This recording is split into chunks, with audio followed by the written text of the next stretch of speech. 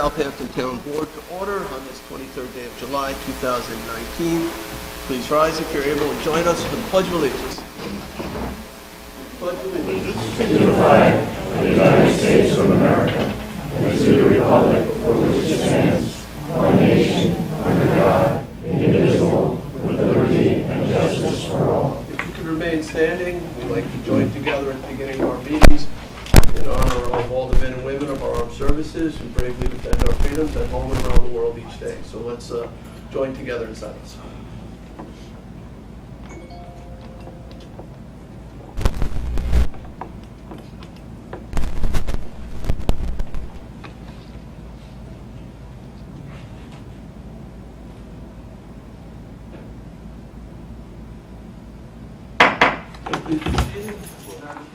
Madam Clerk, would you please call the roll? Members of the Town Board, regular Town Board meeting Tuesday, July 23rd, 2019. Please be advised that the regular Town Board meeting scheduled for July 23rd, 2019 at 6 p.m. pursuant to resolution number 2019-35 will be held at the Hampton Bays Community Center, 25 Ponquag Avenue, Hampton Bays, New York.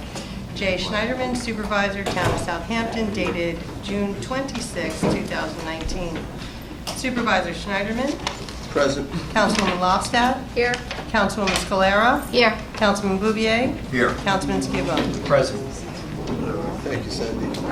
All right, let me start by making a motion to approve the minutes of our July 9th, 2019 Town Board meeting. Second. Second by Councilman Bouvier. All in favor? Aye. Aye. Approved. All right, I'll ask our clerk to read the communications. The following communications have been received in the office of the town clerk. We have received public notices from the New York State of Opportunity Environmental Facilities Corporation, requests for comments regarding the draft 2020 intended use plans for the Clean Water State Revolving Fund and Drinking Water State Revolving Fund.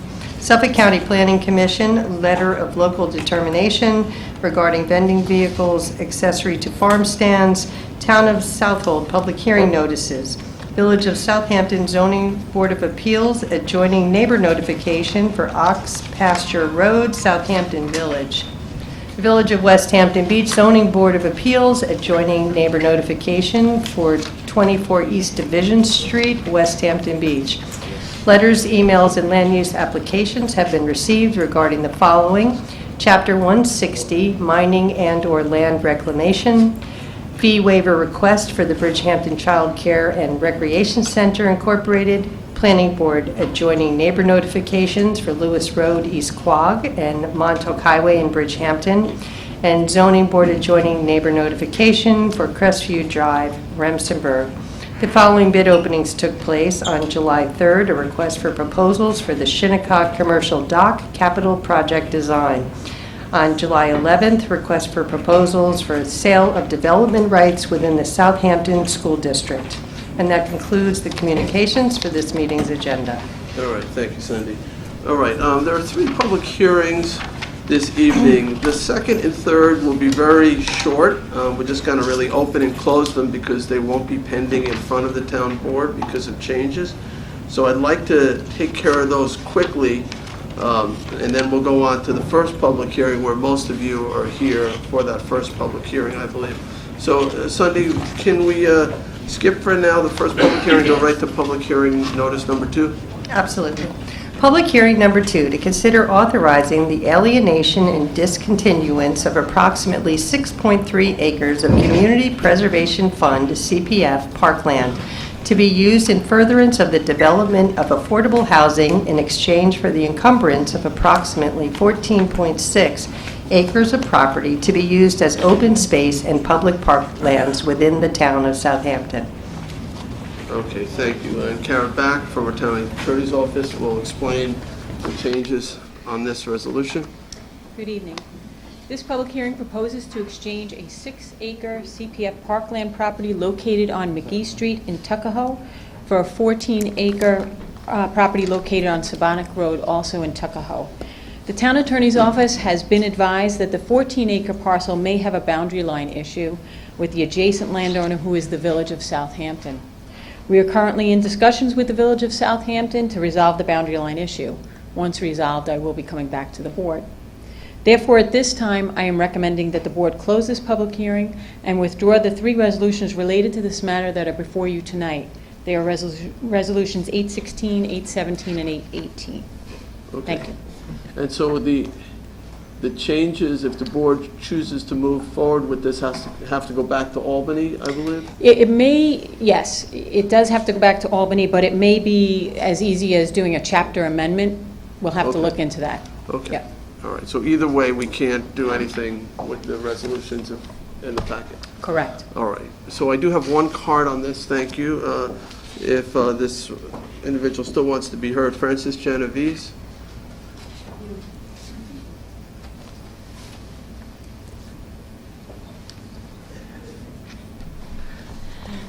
I'm here speaking tonight for a large number of people who plan to be here and who were diverted from coming here because of confusion about whether this hearing was on, off, public comments, and the rest. I'm here to tell you succinctly, we do not want this proposal. We do not want more affordable housing in Tuckahoe. We do not want the Morrow property to be repurposed in this way. We went through enough problems. What we have asked in different forums is that the town prepare an extensive survey of all properties that are appropriate for public housing and justify their need before you continue on a case-by-case basis in this way. We will not allow you to make Tuckahoe into a ghetto. Years ago, you tried to make it into a service ghetto by putting everything that nobody wanted there. We do not want this affordable housing. We do not want Mr. Morrow to be able to develop there. We do not want the full gospel. So we're putting you on notice, and we hope that in future you'll let us know in a more succinct way when these hearings are coming up. Thank you. All right, thank you. All right, anyone else wishing to be heard on this? Ray? Okay.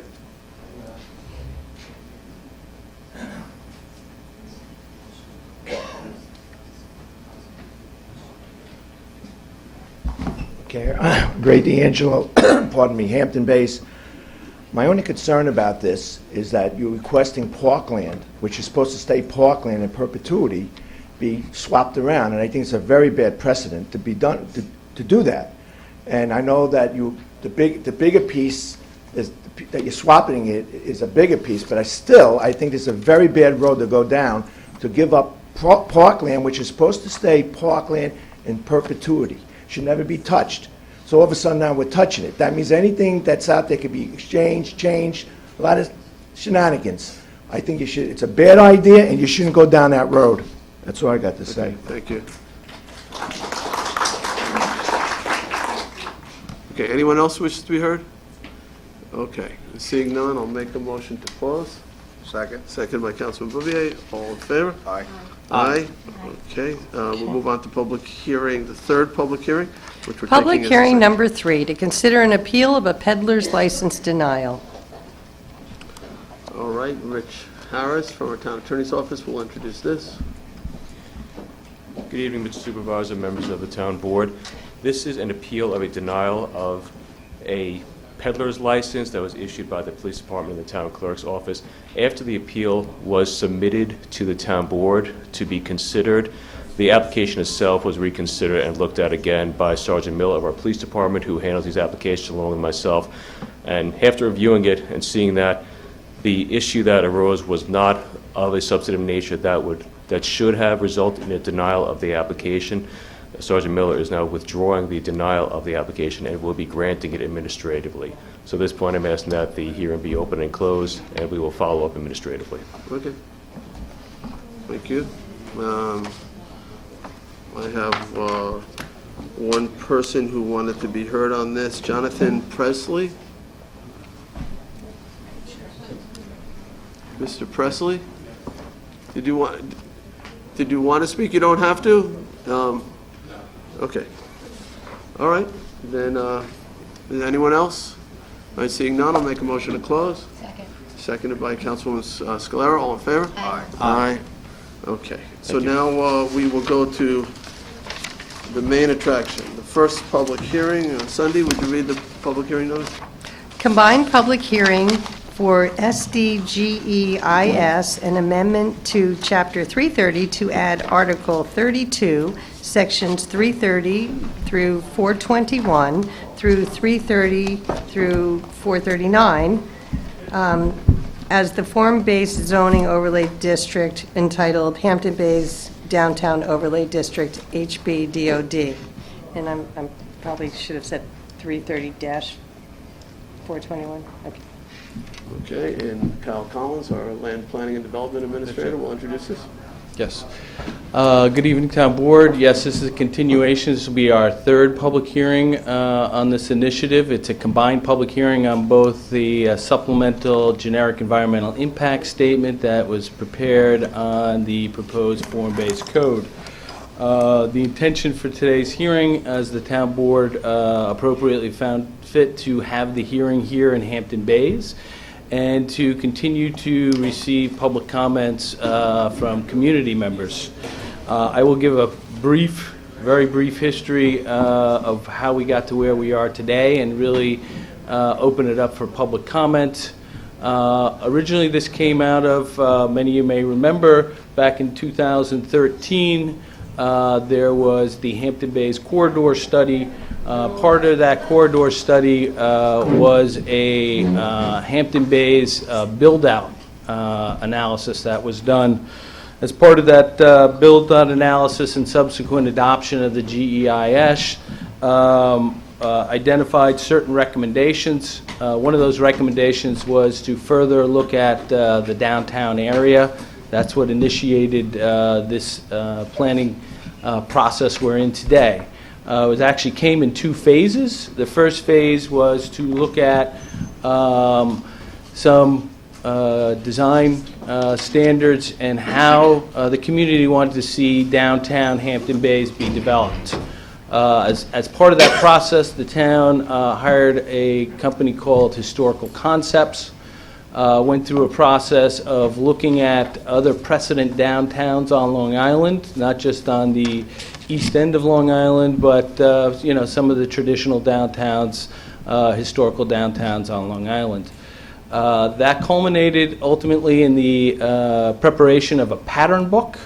The board kind of accepted that pattern book and gave charge to move forward in order to codify that pattern book, to put into the code standards that would ensure that what the community looked at as part of the planning process to develop the pattern book actually came to fruition through the form-based code.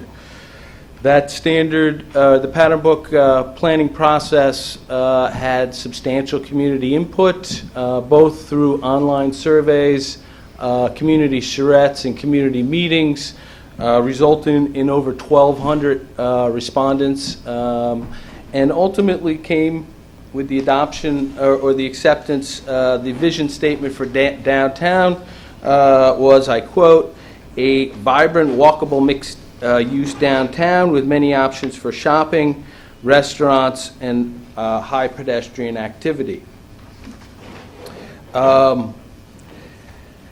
Now, as part of the process, we also hired Nelson Pope and Voorhees to do a supplemental GEIS to determine what the potential impacts associated with adopting this form-based code.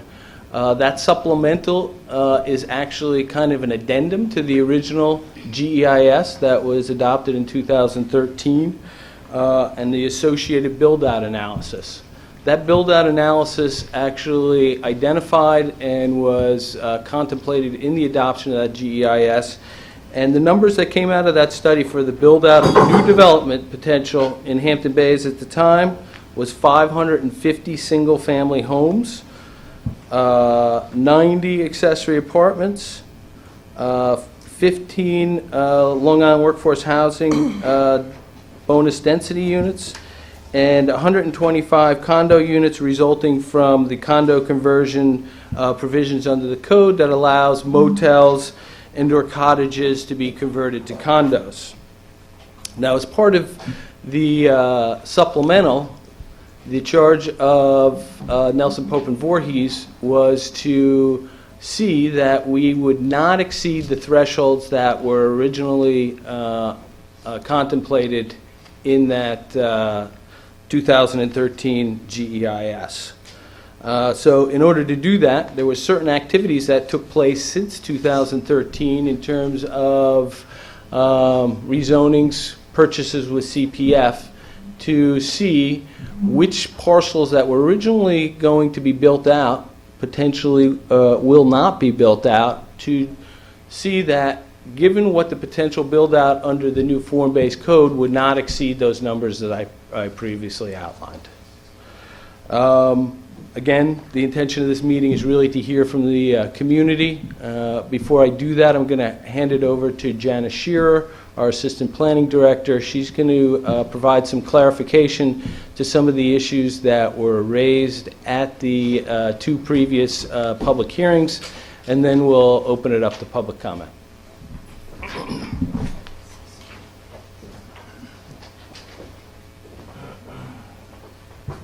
Good evening, Town Board, everyone. Nice to be here. Thank you for listening to me for a few minutes.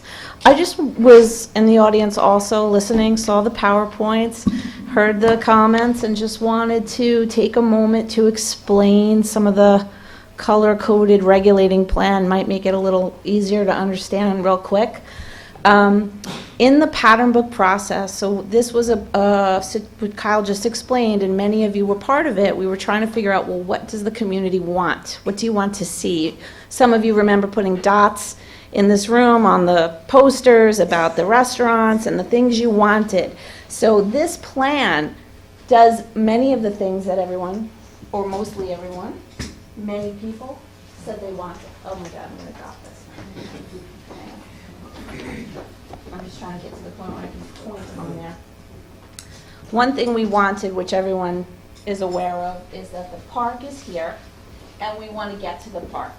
So we need an avenue type of roadway that connects to the park. This is the road A type street that will do that. Along that road, the reason why this whole area is pink like this is because in the pattern book, when they said, well, where do you like? And people said, we like Southampton Village, we like Greenport. They went out and measured the buildings, the roads, how wide, how much block length.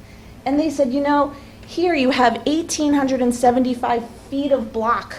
It's too far out. No one's gonna walk all that way.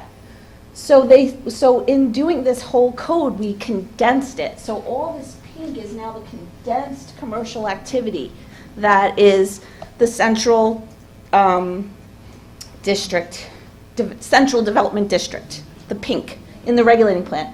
Meaning that this is really a continuation of the main street that we all know, the regular, buildings up on the road. And then all of this pink is also like where all the commercial activity is. We said all these like little streets that you're seeing, we need ways out, and we need like something of interest where you're walking down the street and you're gonna turn and you're gonna go somewhere else. So that's why it's laid out in this way. By condensing it like this, we have all this leftover we have the open space here, and these yellows are more open space, which is more like public space. And in our model, which Carrie is here and can talk to you more about if you want more details, we put in, okay, well, how much commercial activity, how much residential is reasonable to assume would happen over a 10-year period. So we reasoned that 20 apartment units might be built every year for 10 years. That would be 20 to 25 units. Right now, today, if you do nothing, they could build 101 units of apartments right now. No one's done it. Hasn't happened. Why? There's no sewage treatment. There's no revitalization. So part of our effort is to create the impetus for people to want to put some amount of activity, stores with apartments over it. That's the point. That's what we're trying to revitalize here. And then we added in some uses into the model to understand what would happen. What would happen if there was a building over here and it was a boutique hotel? Let's run it through the model and see how it impacts the traffic. What would happen if someone said, well, it's assisted living, and run that through the model? So there's no proposal here per se. It's just testing what are you allowing in that zoning? And then what are you going to have happen, and what would happen if it happened? You know, like, would it be a traffic impact? Would it be wastewater, et cetera? So that's why there was a lot of misunderstanding and confusion, to my mind, about, oh my God, you're putting in all the, you know, cramming in apartments everywhere. That is not the intention. What we're doing is creating a commercial center with lots of points of interest, ways out, roadways, bioswales, trees, public open space, outdoor dining, wide sidewalks, etc. So I just wanted to be sure to clarify what all this means, because it can be intimidating and confusing, and we want to make sure that we're all on the same page as to what we think. We heard in the Pattern Brook process when people said, why can't we be more like Southampton Village? Why can't we look more like that? Or, however, the other importance was retaining the historic character of Hampton Bays, retaining the roots here, keeping it as you want it to be, as it's your community. And so those are our objectives, and that is what we're interested in doing. Janice, I just want to be clear about the density in the underlying area. Sure. So townwide, you're saying it's a 500 full build-out.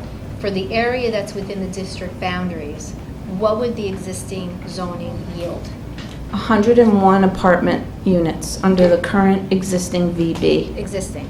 Okay. Yes. And the But proposed, they're not existing because no one's building No, I them. understand Same way, that. if you say 250, let's say it's 248.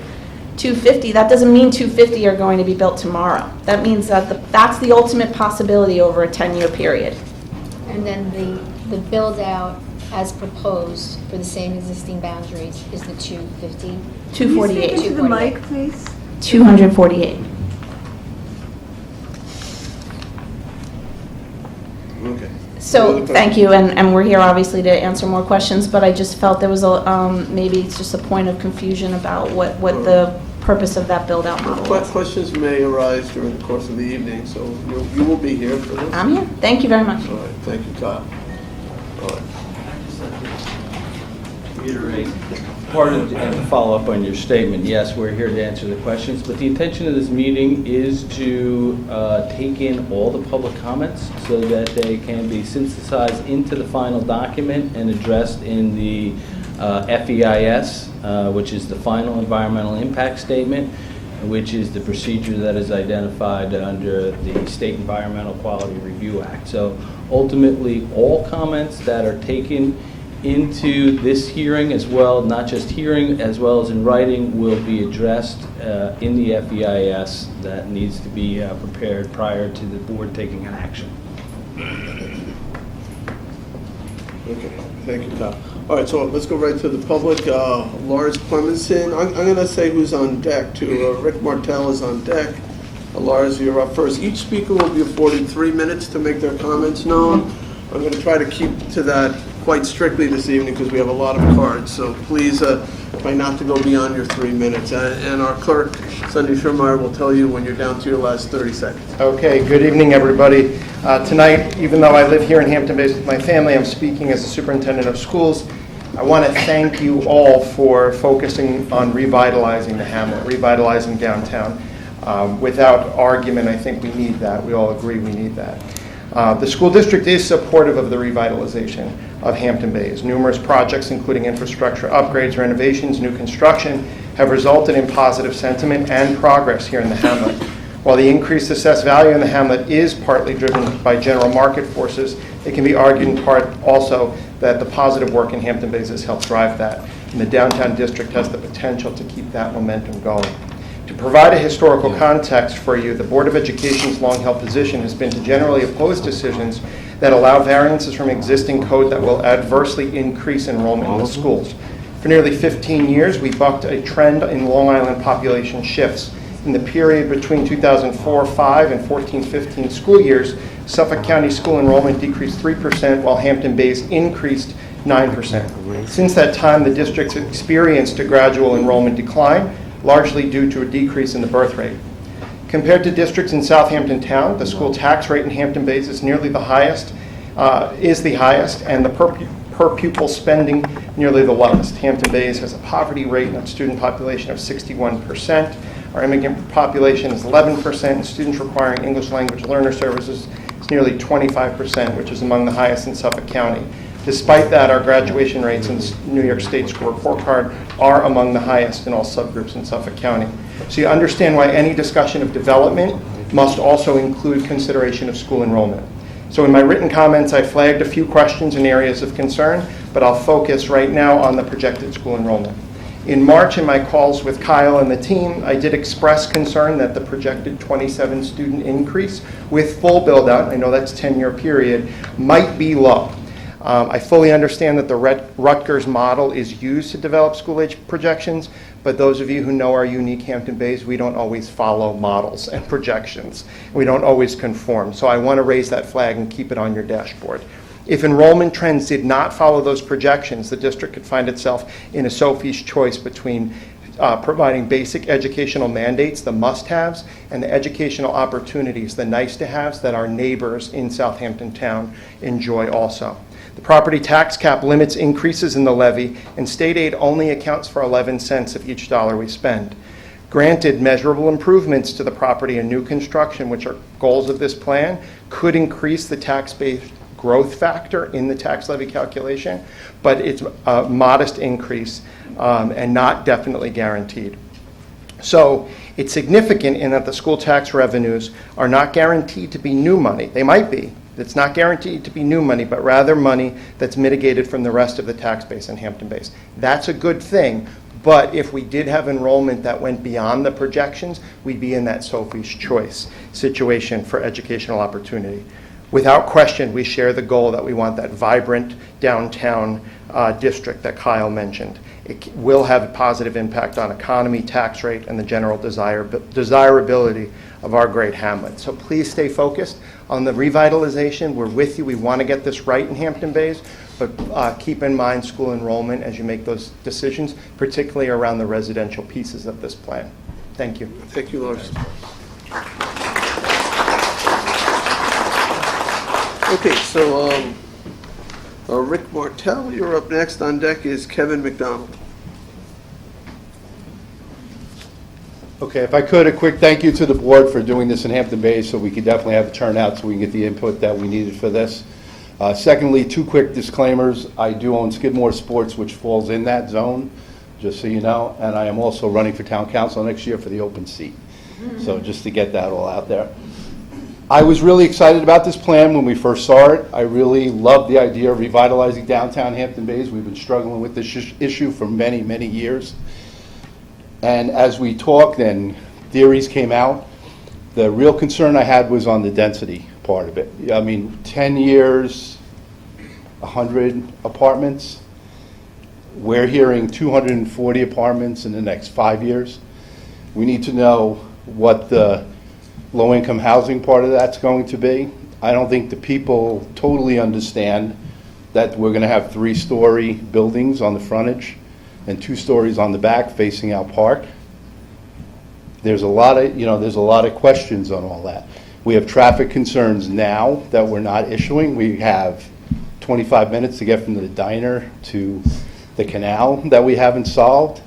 And now we're adding all this, the idea of an assisted living. What we've done basically is taken that corridor study and we're squishing it into downtown Hampton Bays. Because we've taken the assisted living that we originally had proposed, I think somebody years ago, outside the west end of town, and we're thinking about it inside town. Again, I'm addressing what people have told me, and I'd really like to be clear. So anything on Main Street here can be a 3-story, correct? No. Does it back and forth? No, there's no 3-story, Kyle, just maybe a quick clarification. We can't do this all night with this like this, but quickly explain where and when 3 stories can occur. Thank you. Sure. You want to hold it? No, the 3 stories can only occur where you see the white dotted line. The community clearly said, and first of all, I'd like to just back up.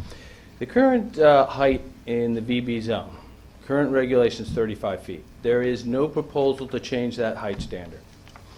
The only thing that's changing here is the ability to, in that vertical building envelope, the existing 35 feet, is instead of having 2 stories, you can accommodate 3 stories. So the buildings will get no higher. It's just what you can fit in that But in terms building. of where you see 3 But, yeah, tiers. and I'll get to that, to show as clarification. So on Montauk Highway, the community still said, even though you're not changing the 35 feet, Montauk Highway, we still want to keep 2-story buildings. This code does not allow 3-story buildings on Montauk Highway.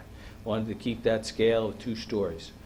So the only place that you could see potentially a 3-story building is where the white dotted line overlays the dark line. So these white dotted lines here, That's Good Ground this Road. here is the new kind of boulevard, some of these back streets in here and along the park. Now, the question is, the community also said, we don't want to see all 3-story buildings. So the code builds in so you can get an organic, similar to what you have in any traditional downtown, whether that's Southampton or Sag Harbor, is not all 3-story buildings. So there's a standard in there that you can have, for every 60 feet of frontage of 3-story, it has to drop down for a minimum of 40 feet, have 2 stories. So you will have this effect that it looks like it grew over time. So there will not be, and in addition, there is the ability to get a half-story to get pitched roof, because what the market typically will do is they will maximize not only their horizontal, but their vertical building envelope, which will then create all flat roof structures. So the code accounts for the ability to, if you're doing a pitched roof building, in order to, but still not to exceed that 35 at the street wall. As you move back from the street wall, it will, but that is in order to give the incentive to have architectural variety along the street front, just like you see in any other downtown. All right, thank you. All right. Thank you, Kyla. I apologize for having that backwards, but that's why we're here, because I do not fully understand everything, and I've made a couple of the meetings. And again, there's a lot of rumors and going around town. So our further concerns easily are the water district, the plans for handling the higher demand for water, also the stress on our fire departments, our EMSs, and the traffic seriously is a concern. Do we have a sewer district coming into play? Who's going to pay for it? And those type of questions. And again, I didn't think I was going second. I was hoping to hear the answers to that, so maybe we can take it from here. So thank you, guys, and thank you for all the efforts, because downtown really deserves for revitalization right across the board. Thank you.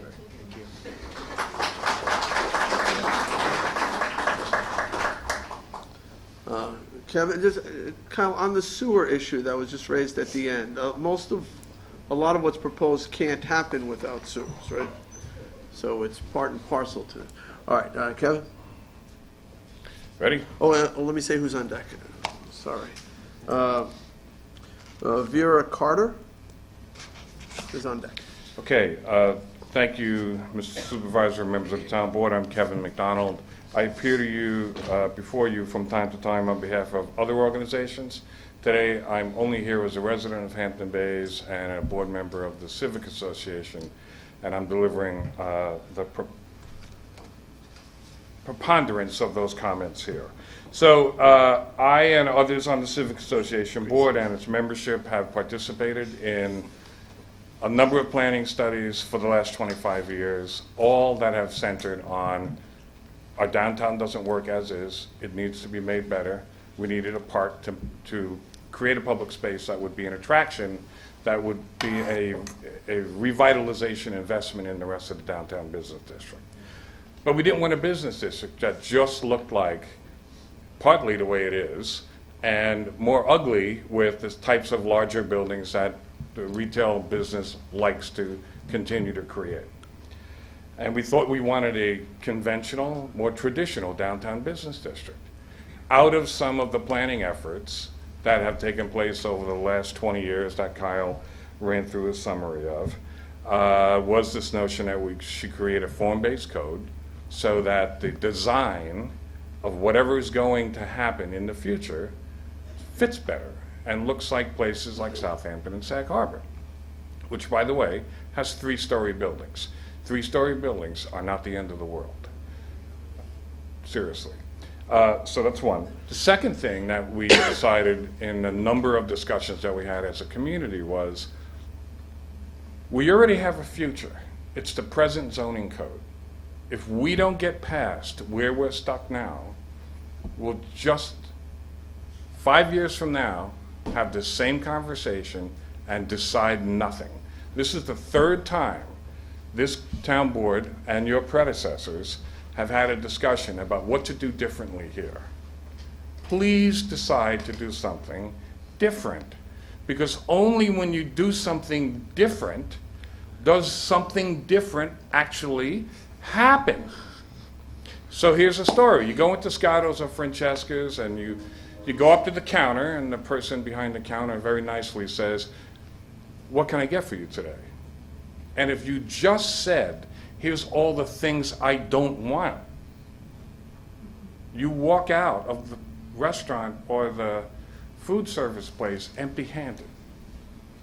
So our job today, instead of just saying what we don't want, which we're really good at, this is the most exceptionally gifted community, to describe what it doesn't want and what it hates. We need to do better than that today. So our job today is to say, what do we think makes this place work best? How do we get there? And how do we work as a community to make that happen? So I have a couple of real specific suggestions. Real easy, really simple. North Main Street, which is the road you get into the park with, still needs to connect to Cemetery Road, as has been articulated in a number of planning documents that have existed forever and should be in this too.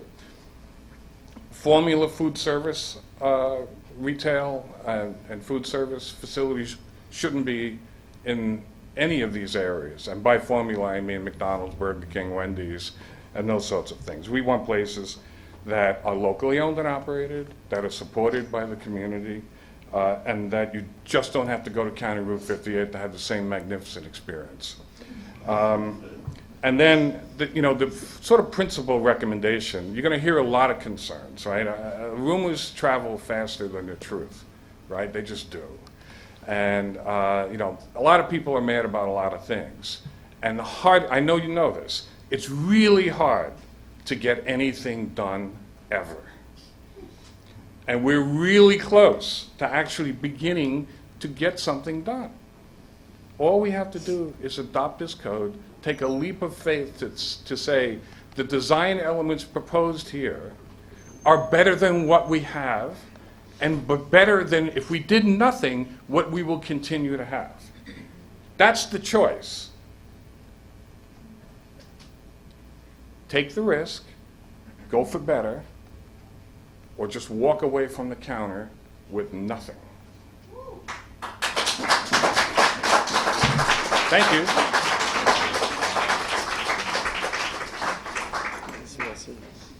All right, thank you, Kevin. Vera Carter will be followed by Gracie Manchin. Don't laugh. Somebody's there. Okay.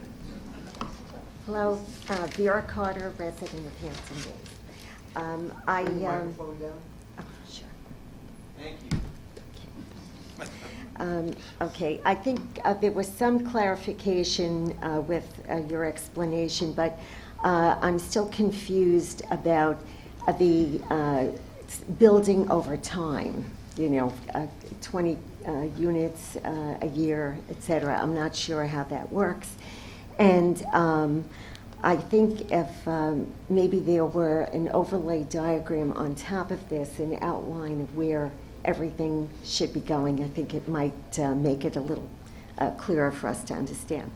And some of what I say may be redundant, but this is my feeling from my perspective.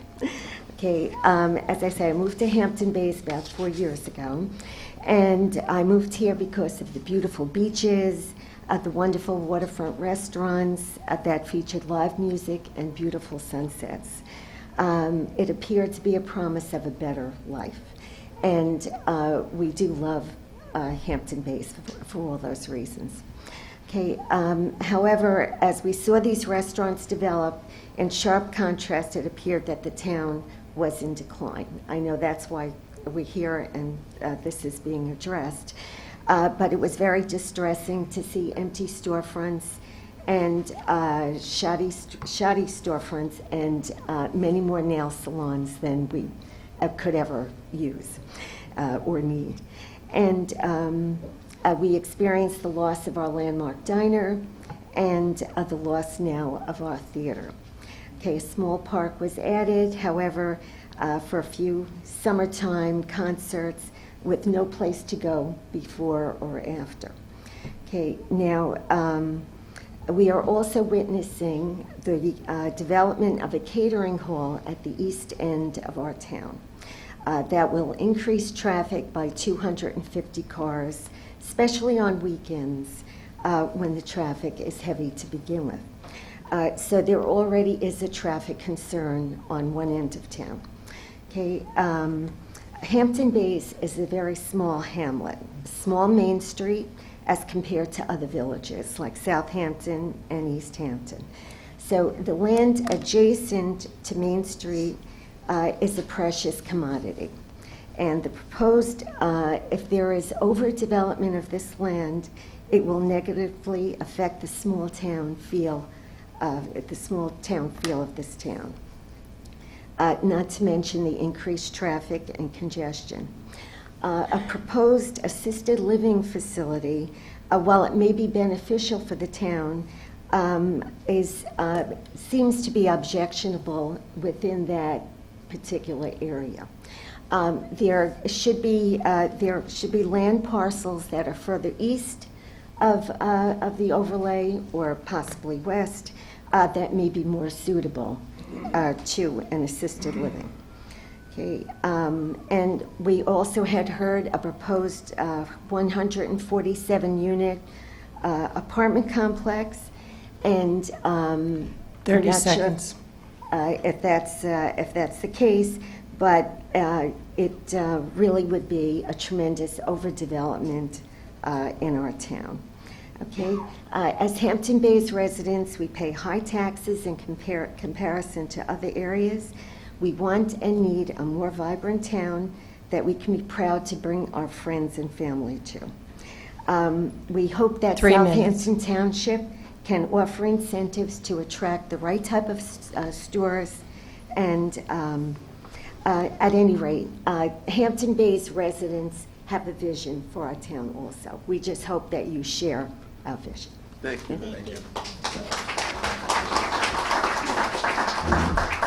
All right, Gracie will be followed by Jerry Loesch. Gracie Mansion. I've lived here for 30 years and owned for 10 years.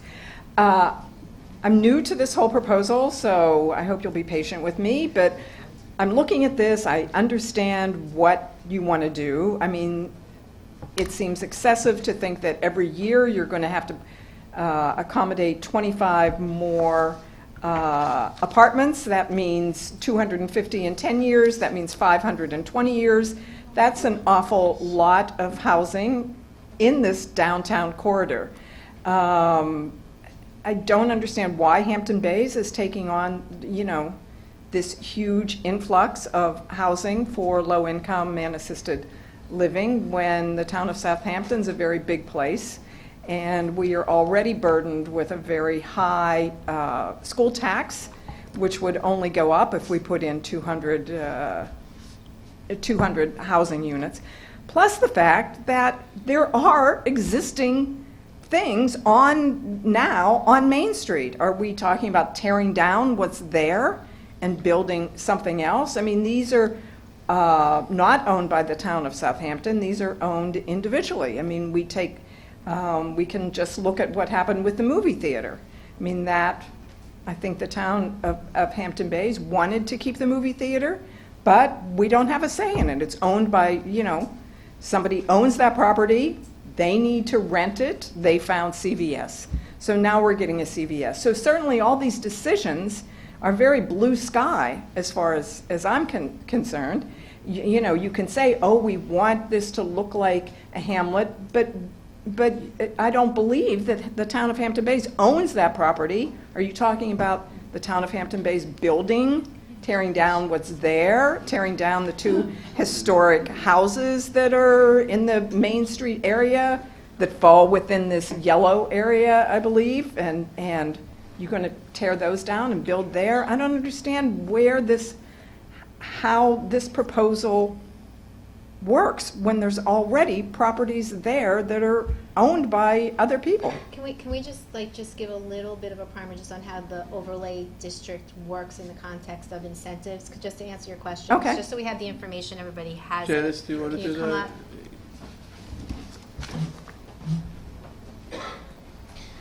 Hi. So, just to back up one moment, zoning prescribes certain property rights to people so that who own property. So you have an expectation that when you buy a piece of property, the government is going to let you do X, Y, or Z based on a zoning code.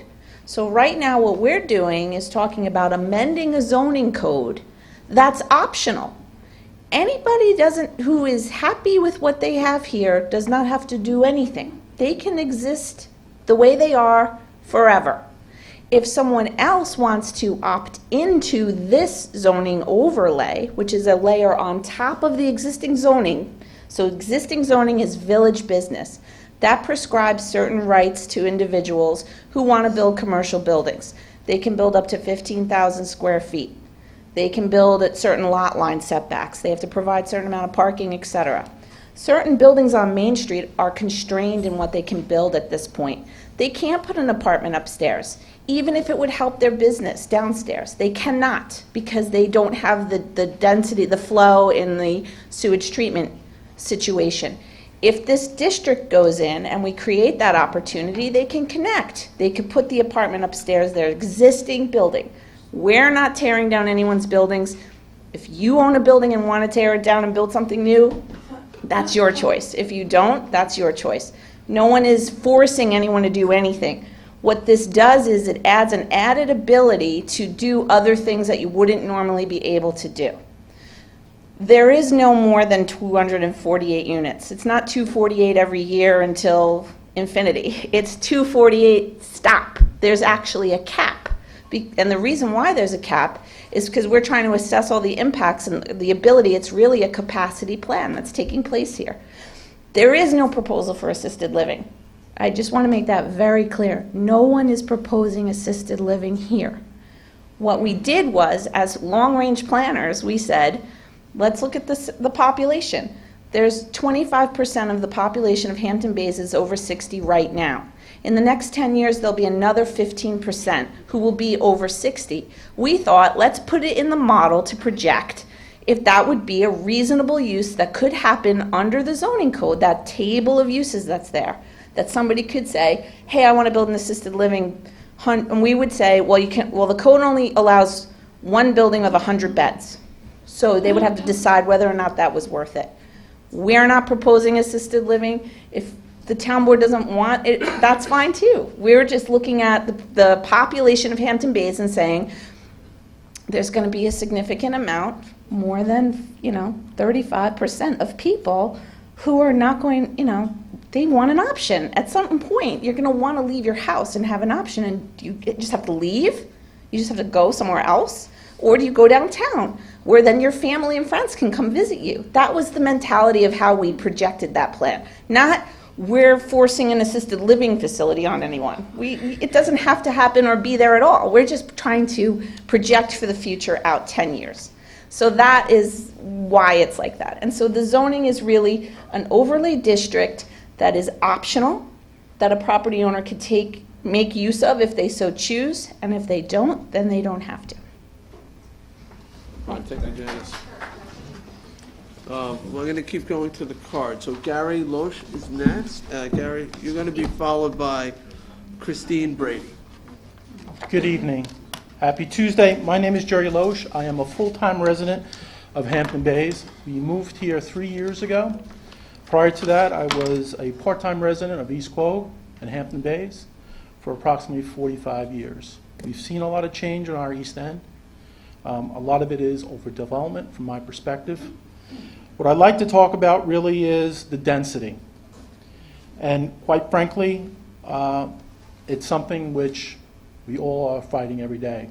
The town has done a marvelous job with protecting our environment, whether that is with banning of plastic bags, even releasing balloons.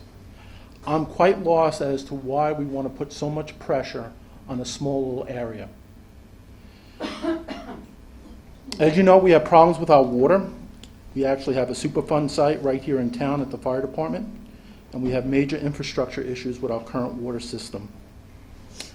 I'm certainly not in favor of cutting down the 10 acres that impact our wildlife, and I'd like to see more information from the New York State DEC on our National Heritage Program to have a better understanding of that. On the long-term environmental assessment on page 4, there is discussions on the future build-out regarding wastewater treatment facility and that it eventually may discharge into our creeks and our bays. I have a big concern with that. I have a concern on who's going to be paying for this wastewater treatment facility. Will it be the taxpayers of the town, or will it be the developers? We all are concerned with traffic and the necessary responses by our first responders. The other issue, too, is the issue of how many children are going to be in the school. No one can tell us. You can't tell us. Because no one knows how many one-bedrooms you're going to have or how many studios you're going to have. I will make the assumption, and this plan is filled with assumptions, is that either you're going to have anywhere between 27 to 200 children that possibly could be going into the school from this area. In the past, we've had issues with enforcing our code. We've had prime examples of this with the Bel Air. And we even have a notice of claim from the Hampton Bays School District upon the town. Just to do some call-outs here, we all know the numbers. We're talking about having 43 apartments go to 248. This is an increase of over 4 times, 4.7 times. However, parking is only increasing 6.8%. It's moving from 31,653 square feet to 33,811, according to the plan. There's simply not enough parking. We're seeing open spaces move from 140,000 to 141 square feet to 35,861, almost a reduction of 75%. We're seeing our residents have the potential to increase to about 4.6% based on the calculations within the plan.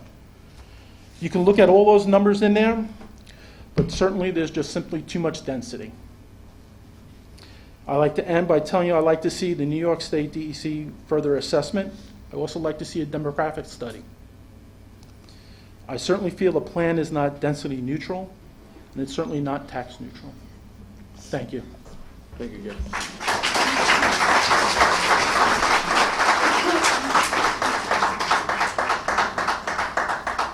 Okay, next up, Christine Brady, followed by Lance Nill.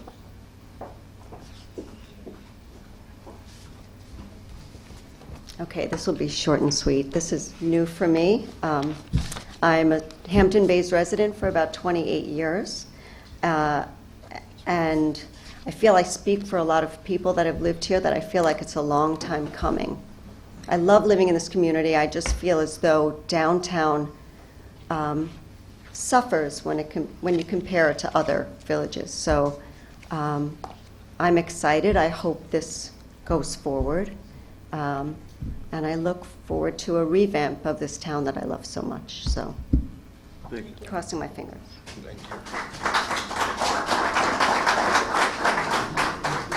All right, Lance Nill, followed by Ray D'Angelo. I'll keep mine short also. I live in Hampton Bays, and I'm all for the project. I think it's a good thing. Town needs this, and that's it. Thank you. Okay, Ray D'Angelo, followed by Gail Lombardi.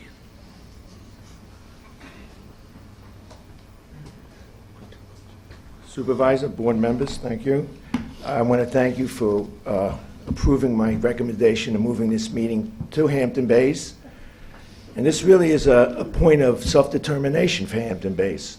As you know, we have no one really represents us. We don't have a local government. None of you you're all elected at large, which is another argument for another day. But I'm happy to see this big turnout, and again, I thank you for having these people, let these people come here, and again, self-determination for our hamlet. I'm also the chairman of the Citizens Advisory Committee of Hampton Bays, and I want to thank my committee, which is appointed by the town board, which I want to thank you for doing that, because it's a wonderful committee. They spent a lot of time reviewing this plan. It's many, many pages with a lot of addendums, and as you all have read it, I'm sure, and it's very complex plan. And here are some of the things that we proposed that we're concerned about. Pardon me. The Hampton Bays Corridor Strategic Plan developed in 2010, was developed in 2010, and then approved in 2013, and discussed in the pattern book of 2017, proposes bikeways, more open space, and walkable areas. Now, it's the SDGEIS, which is the Supplemental Draft Generic Environmental Impact Statement for the HBDOD. No wonder everything gets so confused. The Hampton Bays Downtown Overlay District notes that there will be, in that plan, it notes that there will be less landscape areas, which Jerry just alluded to. Trees would be removed to accommodate the Hampton Bays downtown, the HBDOD, which is the Hampton Bays Downtown Overlay District. I'm not going to say that again. Besides changing the nature of what was reviewed and approved previously by residents in 2017, these changes will allow, along with additional parking and rooftop spaces, increased stormwater flow. The SDGIS does not address how the additional stormwater flow will be handled. So that's one of our main concerns. Additional density of any amount will increase water flow to the groundwater and require sewage treatment. A more detailed analysis needs to be done on what size system would be approved by the county and where it would be located in the plan. And I may add, who's going to pay for that? I also want to know that we've been discussing about this area. 14 acres of this property is already owned by 2 individuals. One of the individuals is here tonight. I was one to tell him if he would want to come up and explain some of the plans he has for this plan.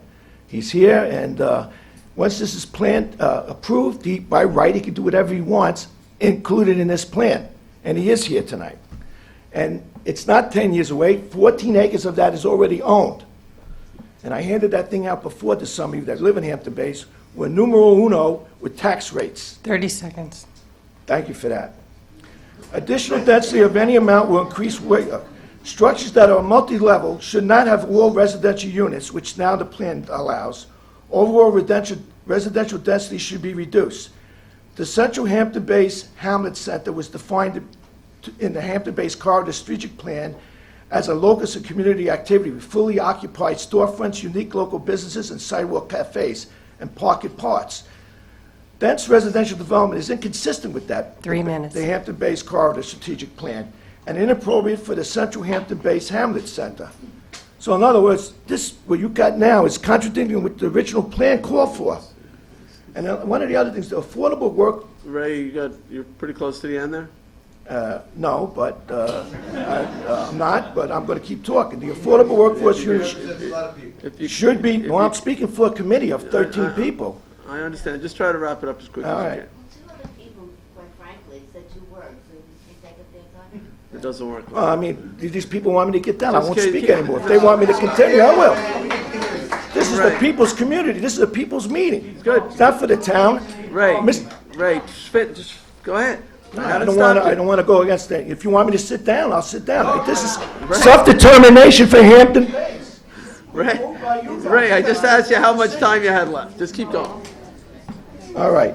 I just want to say, in this plan, we're having 20% of it has to be for affordable housing. And then the other big code word is workforce housing. And you know, upsets me is like some of the arguments made for workforce housing, which one of them was, for example, by one of the members of the board, was that they cannot get enough volunteers in Sag Harbor. They can't get enough guys to stand a post over there to fight the Red Devil, which is, I'm a retired firefighter, that means you're firefighting. And somehow, it was proposed, we need more workforce housing. I want to know, how does workforce housing in Hampton Bays help that situation? That's about a 20-minute, 30-minute drive. The guy living over here can't be a volunteer in Sag Harbor. That's a problem they got to solve themselves. And they have a lot of open space over there. Let's put some workforce housing in Sag Harbor. Right? I want you to know, Sag Harbor, the percentage of people, students in Sag Harbor School District that are on the poverty level is only 14%. It's 62% here. Let's put some more people over there. We've been dumped on so long, we can't understand this. You know, we don't grasp what's been going on here. We do not want to increase the density. I'm not against this plan. You know, everybody wants to connect to the park, which I think we should. People want to walk around and eat ice cream and see nice storefronts and maybe a few apartments above. But this thing is loaded where they can really put 248 apartments, and not that far in the distant future, of course. 14 acres of that property is owned, and the owner of that property is here tonight. I invite him to come up here and explain what he wants to do with the property. And again, I want to thank everybody for coming out here, because this really is self-determination for Hampton Bays. Thank you. That's all I got to say. Wait, you forgot traffic mitigation, for God's sake. Traffic mitigation, you forgot. Kyle, can I ask you a question? And Janice, can we break out, I don't know if you're able to see this now, but could you break out the amount of apartments proposed within the red area as opposed to the yellow areas? Can you break out how the 248, please, can you do that? Okay, Gail, you're going to be followed by Doreen Bartoldas. Okay, so before I start, my clock goes. This is my 91-page those comments, because I really don't feel like having the back and forth with members of the administration in writing. Okay. You cut it down, Gail? Cut it down. We're 250. So my name is Gail Lombardi. I'm a resident of Hampton Bays since 1999. The more important thing, though, I spent 32 years in corporate America peeling back the onion of oral representations and pretty pictures. So I have my bachelor's in accounting, my master's in tax, and a license to practice as a certified public accountant in the state of New York. So what I do best is peel back the onion from oral representations and pretty pictures. And as many people have said, the oral representations and the pretty pictures do not match the details in that study. The original plans, the corridor study, the pattern book, and the surveys were excellent. They made what Hampton Bays wanted to be. If you look at the corridor study back in pages like 37, 38, 39, it's probably what many of people in Hampton Bays anticipated. This is not. Oh, what the hell happened? This is not. What Janice says about the assisted living and the motels and the dense use is part of their zoning. It is allowable uses, either by special exemption or permitted. So any developer that comes in doesn't have to go through a forum and look at that. So, and come to the community as in other areas, as in like Spionk and Remsenburg, where there's 37 affordable housing units that were put in, and it was a very transparent and open process. In Hampton Bays, it's like a roundabout. The other thing is that all this mitigation in the overlay district and the but-for arguments, as we would call it, is like, I walk down the block and an accident happens. Did I create that accident? So they're doing the opposite of a but-for argument. I didn't walk down the block, there was no accident, so I should get some kind of credit for not having the accident on the block. It may make sense in a hypothetical academic planning world. It does not make sense in a financial world. This, my 91 pages with attachments, lay out a financial impact to Hampton Bays, not a hypothetical academic impact. And it is not a benefit for Hampton Bays. I rolled back the taxes, I rolled back the excess valuation, I rolled back the mitigations. It isn't. not from a real hardcore financial, maybe from a hypothetical academic planning it is.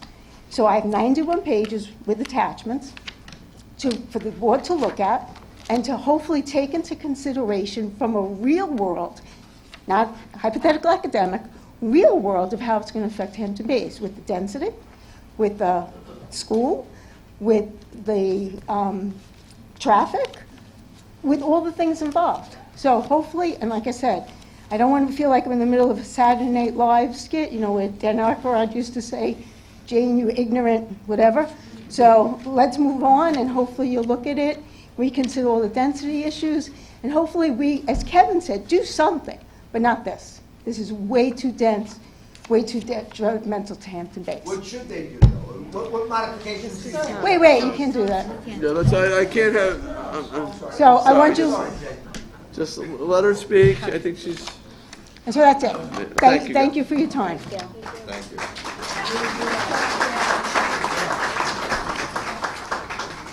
Okay, Doreen Bartolos, followed by Paul Wexler.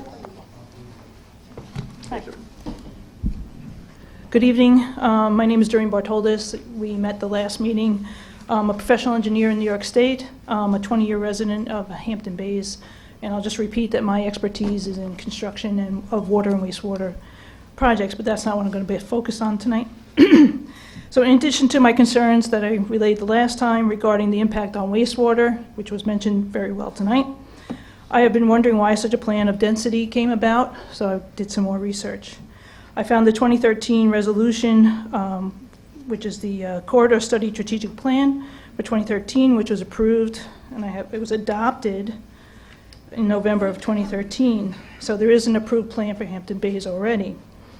There was the pattern book for 2017 that was mentioned already, which my colleagues on the CAC believed was based on the 2013 approved plan, and they figured that was the plan that was going to move ahead. Since then, it appears there has been the following that are included in this SDGEIS on the Southampton website. I found the commercial market analysis as an appendix to the GEIS, which was done September of 2018. I'm kind of just pointing this out so people can go read them. There's a table there that shows the impacts of, it's actually a demographic study. It's called the commercial market analysis, but it gives demographics plus commercial impacts. There's a traffic impact study that was done March of 2019. Being a 20-year resident of Hampton Bays, doing a traffic study in March is not exactly the best time to do a traffic study in Hampton Bays. That's a wonderful time to be a resident of Hampton Bays, but not the best time to do a traffic study.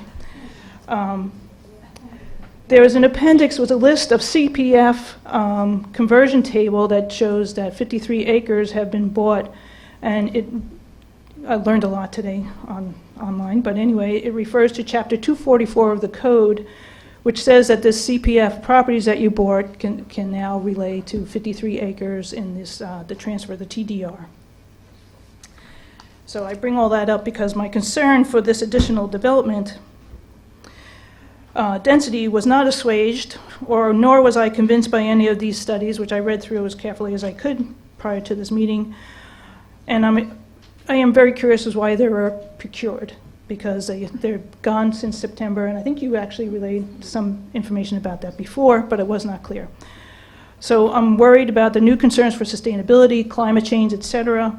The Suffolk County Department of Health now has a Reclaim My Water, which it talks to the water and wastewater, which those regulations went into effect on July 1st, 2019. And these lead me to implore the board to revert back to the corridor study, in the words of Mr. McDonald, I think it was, I'm not sure if I'm getting the name correct. What I do want from the pizza place is a corridor strategic plan that was approved back in November 2013. Thank you. All right, Paul Wexler is next, followed by Maria Holtz.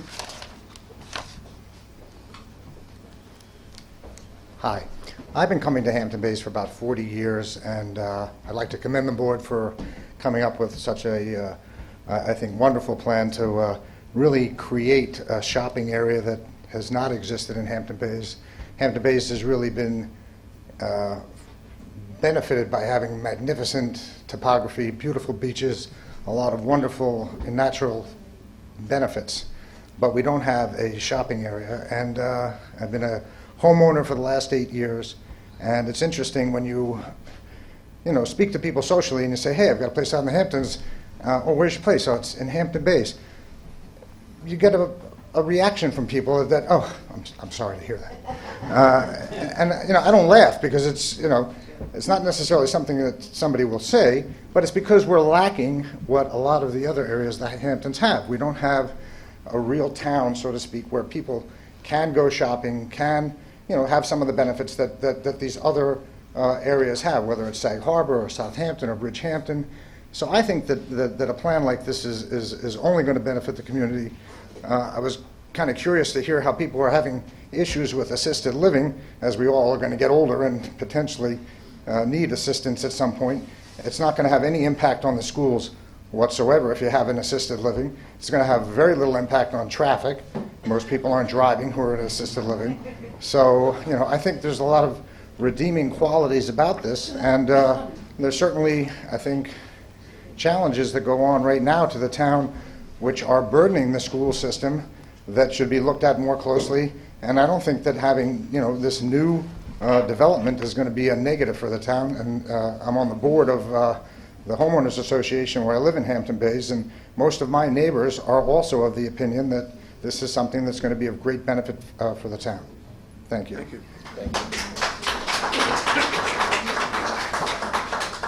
Okay, Maria Hulse is next, followed by Roy Berman.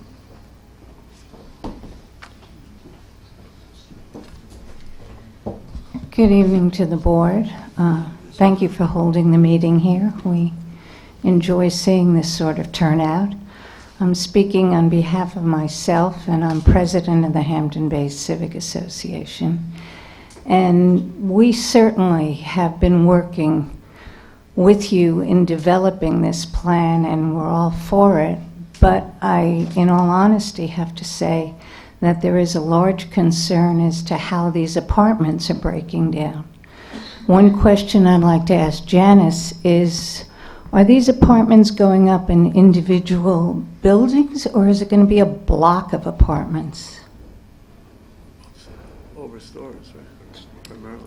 Yeah, over stores or... Well, both. Do you want to... Now, just a quick, is Maybe- it over stores or is it up to the developers? Can someone do a block of In apartments? some areas of there, yes. Again, I want to point out, this is not a development. This is a land use code. This is zoning. There is no project. Keep referring to it as a project. This is a proposal. There was a comment, there's a 147 apartment building. There is no 147 apartment building. The 147 units that are referenced there is the difference what could be permitted under existing zoning, which could be versus what could be under this. There is no proposed residential development that would happen anywhere along Montauk Highway, Springville Road. But yes, there is and has always been in both the pattern book and in this plan the ability to do some multifamily.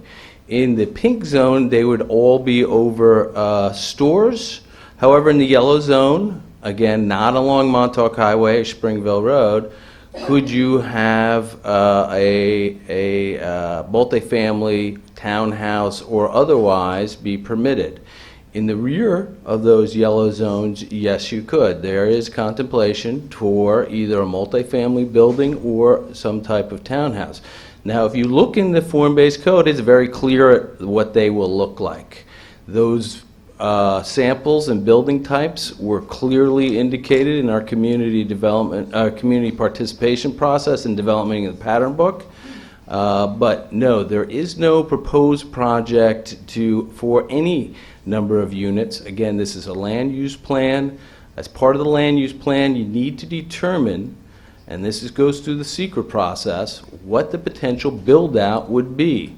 So utilizing standard tools in the trade to determine methodologies on what that potential build-out would be is where you come up with the numbers. Again, that's a 10-year, and that 10-year build-out, again, is a cap. That is pursuant to SECRA. If there was a project that would exceed the 248 units, which is 147 above what could be permitted under the existing zoning, there would have to be another SECRA review in order to, and not to say that SECRA review would result in that additional units. So again, I want to reiterate, there is no project here. This is an overlay district that provides for development, just like there is a zoning code now over the existing, which is VB, which has been in place since 1972. And this is what we've gotten since 1972. So the proposal that came out of the corridor study was, let's try to figure something out that will result in something different than what has happened since 1972. Thank you, Kyle. So we stopped the clock for you. So Thank you. I just want to say we are in favor of the project, so I don't want that to get lost in all of this. But there is great concern about the population and adding to it. The need for the apartments over the stores, we totally understood. We go with that. Building in excess, I don't know. It's not what we originally envisioned. It doesn't mean that's not what can happen, but just know that you do have the support. And I would encourage people to come to the civic meeting the last Monday of the month. And this is where we work things out, and your voice is heard, and we give you more than 3 minutes. Thank you. Thank you, Maria. All right, Roy Berman, followed by Mary Pizzan.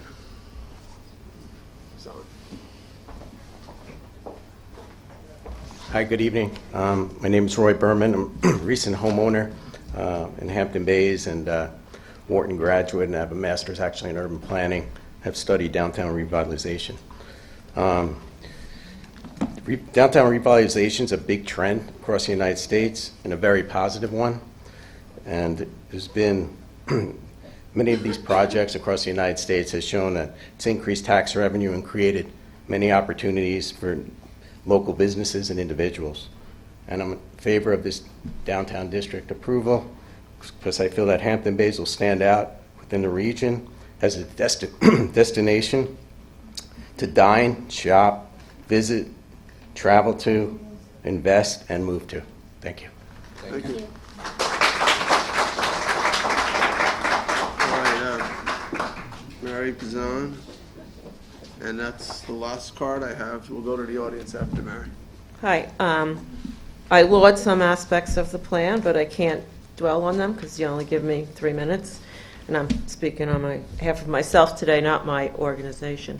So one thing about the overlay district, I went to all the meetings and I looked at the corridor study as well. And this is actually not what I expected from all that. And I do understand why the people would think that it's not what was in the plan, because I didn't expect certain things to be squished, as somebody else said, into this smaller section. The plan, which Doreen alluded to earlier, addresses the entire corridor from Jones Road, I think, to the canal.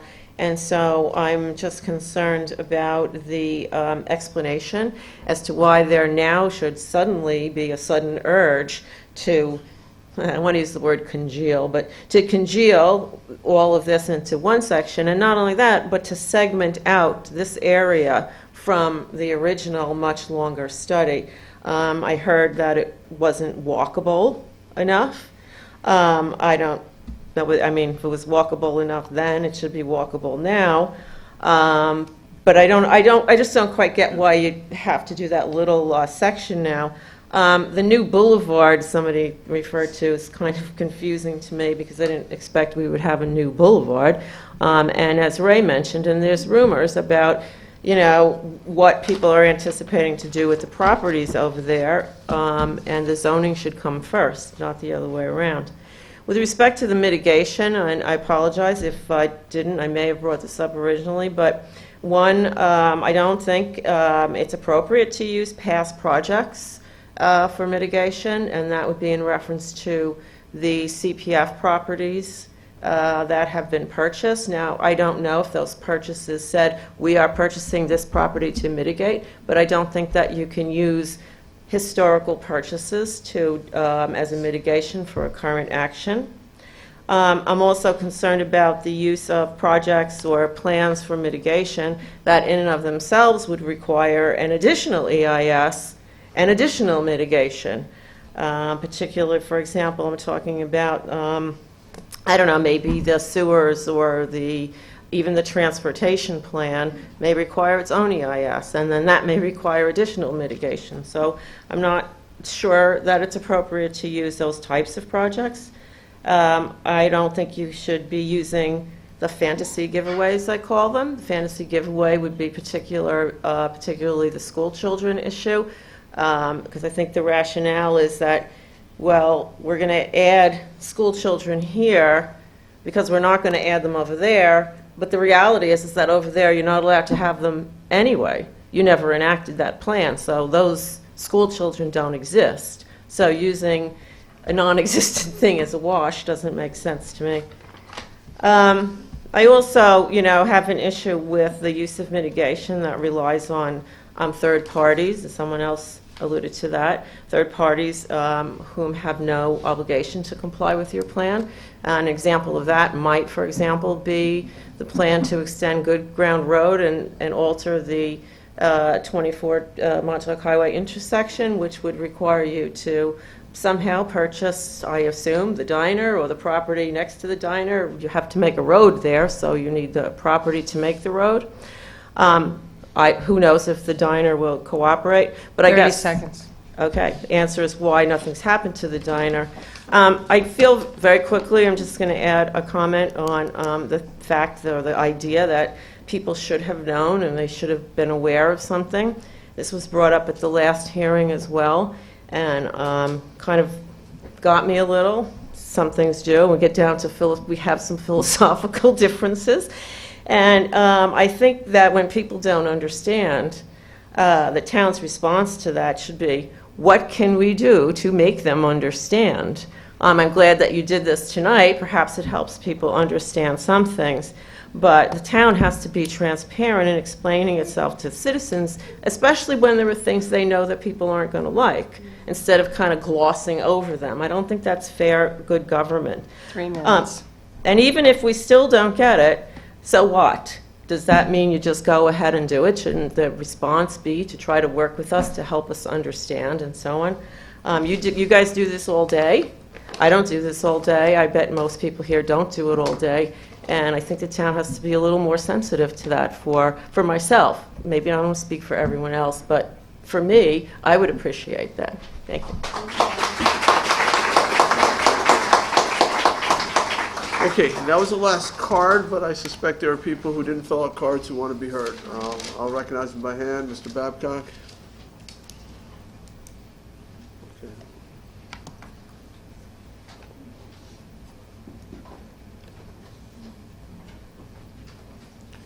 Thank you for recognizing me. Welcome to Hampton Bays. I currently live in East Quogue. I actually know a lot about these public hearings. I've been on the other side of them. It's good to see the residents out here speaking for or against, whatever it might be. You guys have a decision to make. I encourage it to happen quickly. I'm a graduate here. I volunteer here for 23 years. I've watched it flourish from having massive amount of tourism, business owners making a lot of money, to dwindle down to really no tourism. Business owners struggling. They're losing businesses on Main Street. It's been rough. I've seen past town boards, a lot of them, come and go. I've seen them look in Hampton Bays and, to be quite honest, dump on it for a long period of time. It became tough to watch. We talk about it around the lunch table, and it's tough to talk about. You have an opportunity here to do something what seems to be beneficial to Hampton Bays and surrounding districts. I understand there's a lot of tough things in between, a lot of things brought up tonight. I say address them and do it fast. I've worked these streets. I currently work the streets. I'm not going to tell you what I do, but I work around here, and I've seen a lot of businesses come and go. There's a lot of empty stores on Main Street. It's tough to watch. Business comes in, they spend a lot of money, they put a nice, beautiful sign up in front of their building. By the time they get the sign from order, they're out of business. There's nobody walking the streets. There's no parking to walk the streets. There's a lot of things to address there.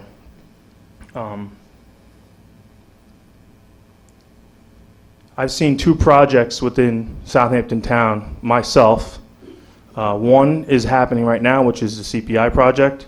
Took a long time for that to happen, but it's happening, and I see a lot of people are happy about it. Some may not be. I have one in East Quogue. It didn't come to fruition yet, but I see that there could be potential of great things happening there, just like I see here. Last thing I want to say is tax incentive. Something I don't know if it's been mentioned. If there is a tax incentive for the new businesses in this project, say don't forget about the current businesses that are in town. They're going to need a tax incentive too. Improve their facades, make things look better there. Okay, the reality is Hampton Bays needs a lifeline, so make the call here. Get this out to a vote as soon as you can. 30 seconds. The word revitalization says it all. Hampton Bays needs to be revitalized. You guys have it in your hands and your control. Listen to the residents and make a decision. Thank you. Thank you.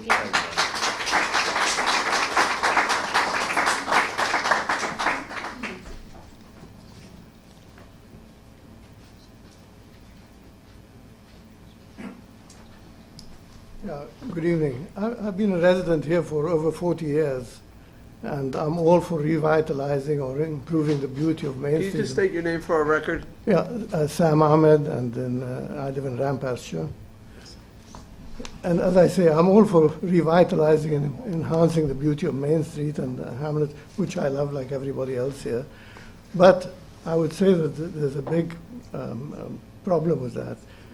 The biggest problems we've had in Hampton Bays, frankly, have been the increase in taxes. When I bought my house 40 years ago, I think I paid about $1,000 a year in taxes. Now I'm paying $22,000. So that's the overriding problem as far as I'm concerned in Hampton Bays.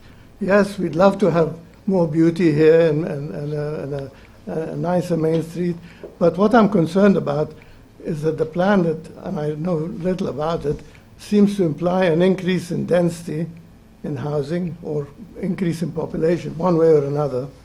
And I'm concerned that I can see that inevitably that will mean an increase in taxes. If that's not so, I'd like that explained why that's not so. And I'd like more focus in the plan on being what are the tax implications of that? And it's very well to say there is no development plan, but a code change that permits changes in density and building, of course, opens up the possibility of that. And for that reason, I'd like to see much more emphasis put on what are the tax implications of that? What are the population implications? And therefore, what are the tax implications? Thank you. Okay, thank you. Thank you. All right, anyone else? Ma'am, from the back?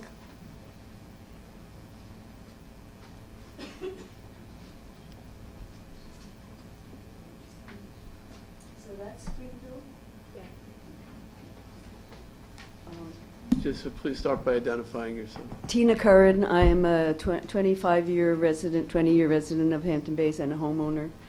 And I actually came tonight because I wanted to talk about the CVS. I don't know if people are aware that the movie theater is now going to have a giant CVS built on it when we already have 2 drugstores. I don't like to accept that this is a fait accompli. When we are here to think about the beautification of downtown Hampton Bays, we're going to be building a giant big box store when we already have 2 drugstores, 1 privately owned, 3. Stop and Shop, Rite Aid, and Liggett's right in Hampton Bays. I feel that the town board could still do something about this. Even if the lease has been signed, it is a I am not a government person, and so I can't say for sure, but it seems to me that there are zoning implications. And I would like to see that done. And also, I just want to say, concur with everyone that yes, we want the revitalization of Hampton Bays. But yes, Hampton Bays is already the most beautiful town out here. Hampton Bays has the ocean beaches, the waterfront restaurants. We have that beauty. Let's not compromise what we have by planning too much, thinking too big, and taking away the natural beauty that we have. Thank you.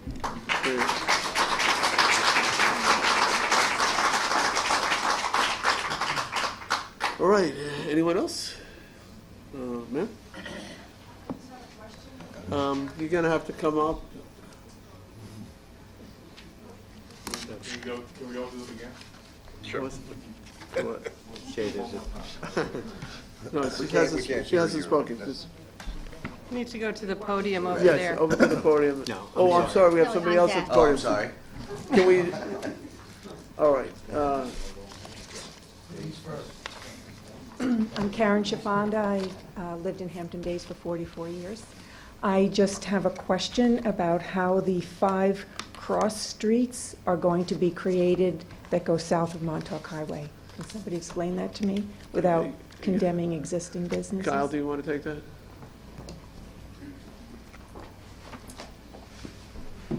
As I said, there's no development project here. This would come through the planning board process as these project or these properties come in for redevelopment. The actual 4 C streets, as indicated, south of Montauk Highway, connecting Good Ground Road, would come through the site plan process. Right now, we get through that site plan process common access points all the time. They don't necessarily be public roads. They would be public access ways. There was a comment about, how, and we all know this, if you're traveling east in the morning, you get past Springville Road, you're basically kidnapped until you get to Ponquag. There's no way to get out. This will assist in alleviating some of that pressure on Montauk Highway in order to provide some bailout points to get out to Good Ground Road. But those will all come through the site plan process as development comes before the planning board. So it could be just simply a sidewalk. It doesn't necessarily have to be a street. It could be a one-way street. It could be a... No, they'll all be one-way streets out. They have to be a one-way street. If you had them go back in, and you'll see this in any downtown, No, Southampton, and that's what the arrows indicate. They are one-way out. Those are streets. Those are access, providing access to the rear of the properties. Again, the streets will be defined by the buildings with parking in the rear.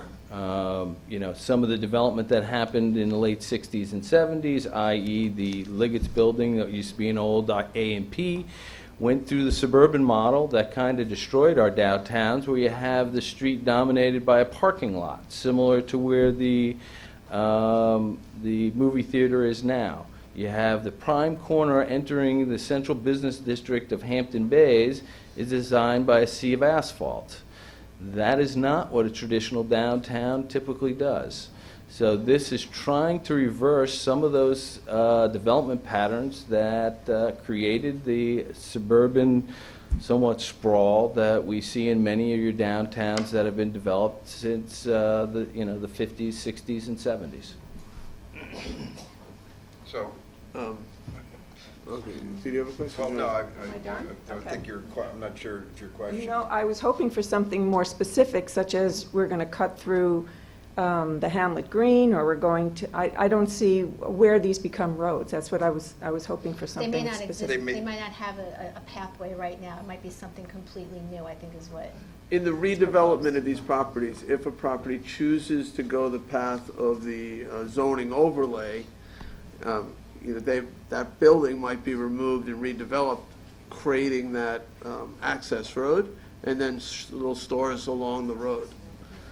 I think that's So the concept. nobody is, So this could take years and years Yes. to accomplish. Yes. Just here's an example. We did this in Hampton Bays already. With the development of Hampton Bays Town Center, there was no road for Good Ground Road. That is a public access easement. It looks like a road, it's got on-street parking. That was achieved through the development process. That happened to be a change of zone, but it also went through the site plan process that extended Good Ground Road and got you all the way to the east end, traveling past King Cullen to get Montauk Highway. It's exactly what is envisioned. It will, although it will probably still become maintained as private, but it will be developed in the C-type. If you look at the form-based code, it has specific standards on what that road will look like. All right, thank you. Hopefully that answers your question. Thank you. Okay. This gentleman? Sean Burns. I live in East Quogue for 19 years. I'm a realtor here in Hampton Bays. I deal with a lot of people on both the selling and the buying. I think the one downfall is the revitalization that needs to be done in the town.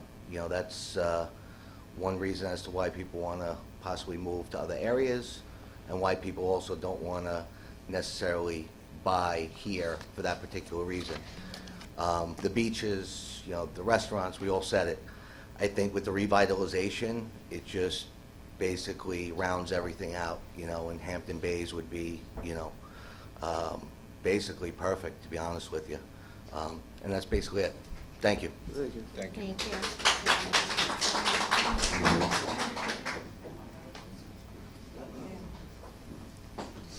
Good evening. My name is Frederick Wallenmeyer. I am come from a hospitality and real estate background. I've been out here for about 12 years now, coming from Up Island. That's a term we use out here. Everyone knows that. Anyway, I am so for this revitalization for a lot of reasons. The main reason why is we need to create more of a destination here. If you look at areas like Patchogue Village and Bayshore and all these areas, and I know, hold on, let me speak. Hold on, let me speak. I'm also coming from a different perspective here. I'm in my early 30s, and I lived out here year round, and there is nowhere to go off season. Let him speak, please. Let me speak, honestly. Please don't. He didn't interrupt you. Don't interrupt him. I'm the youngest guy here on this podium. I can guarantee you that. And like I said, I'm looking at things a little bit differently, and I understand there's a lot of issues that have to be addressed. But when it comes to the overall vision of what Hampton Bays could be, it could be absolutely spectacular. And we have the most amount of water surrounding than any other city out here. If you look at Sag Harbor, for example, they built the infrastructure, they have the sewer systems to be able to support the restaurants and the retail and the apartments. And by doing this, this is what that's going to be. It's going to be a place where people want to go. They want to have their children and their grandchildren walk to town to have ice cream. And it has nothing to do with the type of look or the architectural vision of what the buildings are going to look like. It has to do with the overall approval of the actual zone to just allow that. So I am in favor for the revitalization of Hampton Bays and Main Street. And I'm happy to answer any questions or...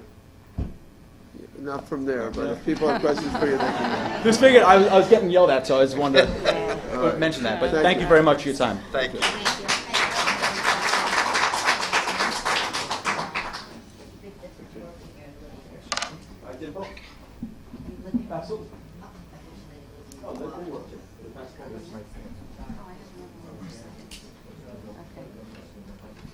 Good evening. My name is Geraldine Spinella. I live here in Hampton Bays. I started coming here in the 1980s with my kids.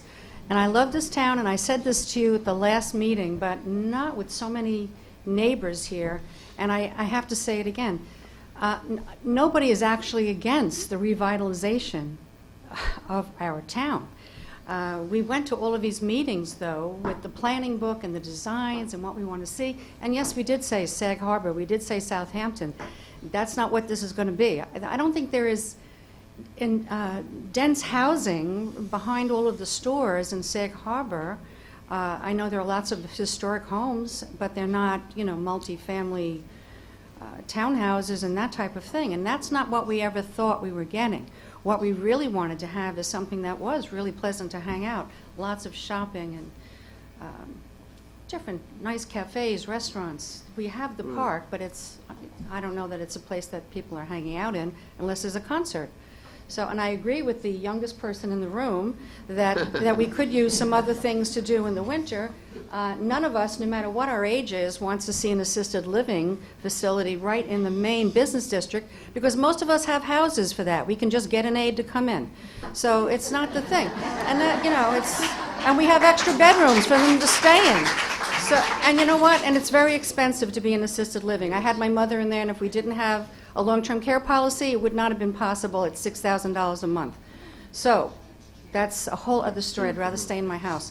In any case, back to the theater. The theater is in this overlay district. It's right on the first corner with the ugly parking lot and the strange little shopping center. And the point is, you helped Sag Harbor keep their theater. Why can't we have an entertainment facility in Hampton Bays, cultural, anything? What is it? What, do you think we don't want it? But if you're getting this feedback from so many people who live here, why can't you help us do the same thing? Tell us what to do to make not a CVS. I go to CVS. I go to Southampton if I need to go there. But if I don't, I go to Rite Aid. Why do we need a gigantic store that not only sells medications, they sell food, they sell housing goods, home, whatever, tinfoil. You can go to the supermarket for that. We don't need to have 30 the theater seconds. become that. Just help us. Tell us what do we need to do to convince that owner not to sell that property or rent that property to a big box store. That ruins the entire intent of this overlay district. It just doesn't go. Please, just hold it. All right.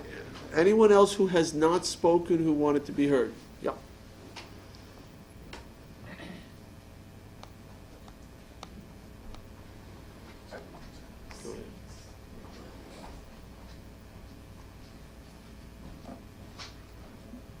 Hi, good evening. My name is Bob Tyson. I am a lifelong resident of this town. I was sitting back and listening to all the comments of the people who were from town, be it for or against.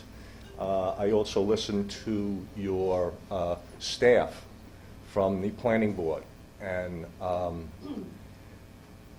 that is, and they gave you a vision of what can happen in this area here. And I was thinking back here, and I don't want to be a speed bump, okay? But I do want to be an advocate for the Hamlet of Hampton Bays. And the word revitalization is a lovely word, okay? And when I see this, I don't see you banning 2 nail salons and having a boutique restaurant to come into that space. What I see here is a space that at the moment is not developed. I see an accommodation in your revitalization for someone to come in and not necessarily put in boutique shops, but someone to come in and build out those apartments and move on. And us having nothing more than a additional 248, which would have been, if you built out the entire corridor, not 3 stories, but 2-story shops. And by the way, I love Hampton Bays, okay? And I think that people who are smart business people can come into town and do very well, okay? They create a niche for themselves. They do a good job on it. They employ local kids during the summer. And the fact that you put lipstick on it, okay, and say that we're going to create a revitalized district, and we're going to do, and I'm trying to think, what was that, assisted living? 30 seconds. Is that what the term was? That was So the term. that the folk in town, as they age, can be relocated downtown on a third floor? And that was going to be, and that would increase the density? It just doesn't make sense, okay? It makes no sense at all. I agree that we need to encourage new businesses to come into downtown. And I think that the market ought to move that, not accommodations, 3 minutes. okay? Thank you very much. I just had one thing off topic, if I may, okay? Very quickly, yeah. Yeah, no problem. It has to do with the Hampton Bays Water District. I think that that's a whole separate thing, and one of those things is the sewerage for something like this. So if someone puts up a 248 apartment complex on the north side of Montauk Highway on the way to our new park, where does the sewerage treatment plant go? Just as a thought. You know, I agree with the dear lady who said she's good at peeling back the layers of the onion, and the devil is always in the details, and you folks know that. Yep. Okay? Thank you. All right, thank you, sir. Kyle, could you just answer the question about can you do the apartments without doing the commercial? Could somebody come in? Yes, absolutely. So you, because the idea is to get these commercial, but the apartments are mostly on top of the Depends on what you're commercial, talking so how about. could you possibly build? The commercial, in the pink zone, you cannot. In the pink zone, you cannot. You have to build the commercial first. Along Montauk Highway and Springville, no, you cannot. Right, okay. That's, Okay? in the rear you can, right. In the rear you can, and along Good Town Road you can, but not in the pink. Not in pink, okay. Anyone else who has not been heard? Yep.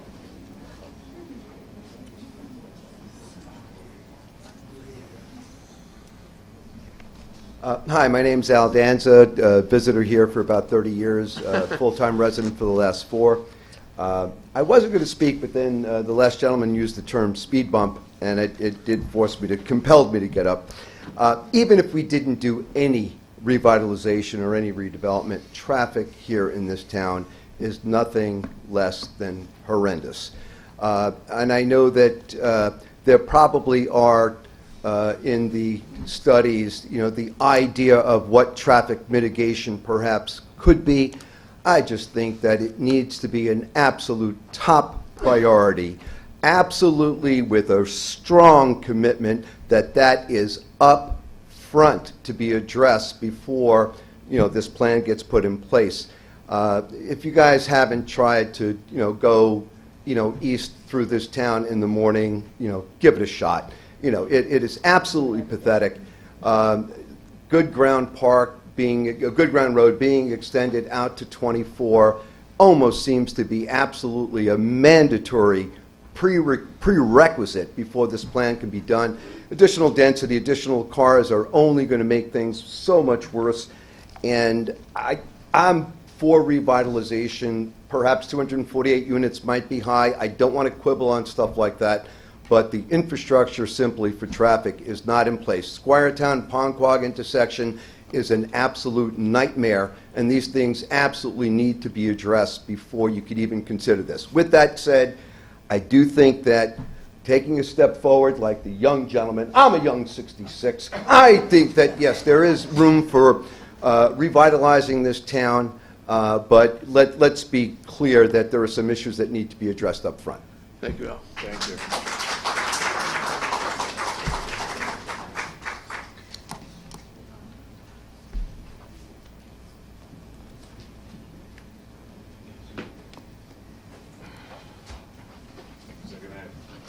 You gotta go?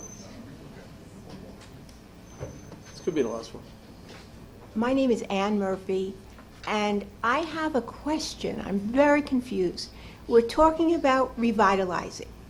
We have a diner that we used to have a diner, and I haven't heard it mentioned.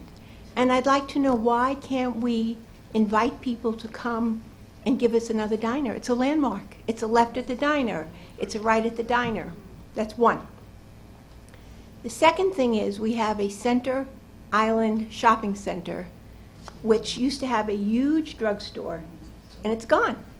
Why can't CVS go into what was Center Island, and why can't we keep the movie theater? Those are my questions. Two big things. Instead of going forward with this, which is wonderful, why can't we take care of what we have sitting right in front of us? And why can't the board give incentives right now? That's my question. And I'd like answers. All right, anyone else who wants to be heard? No.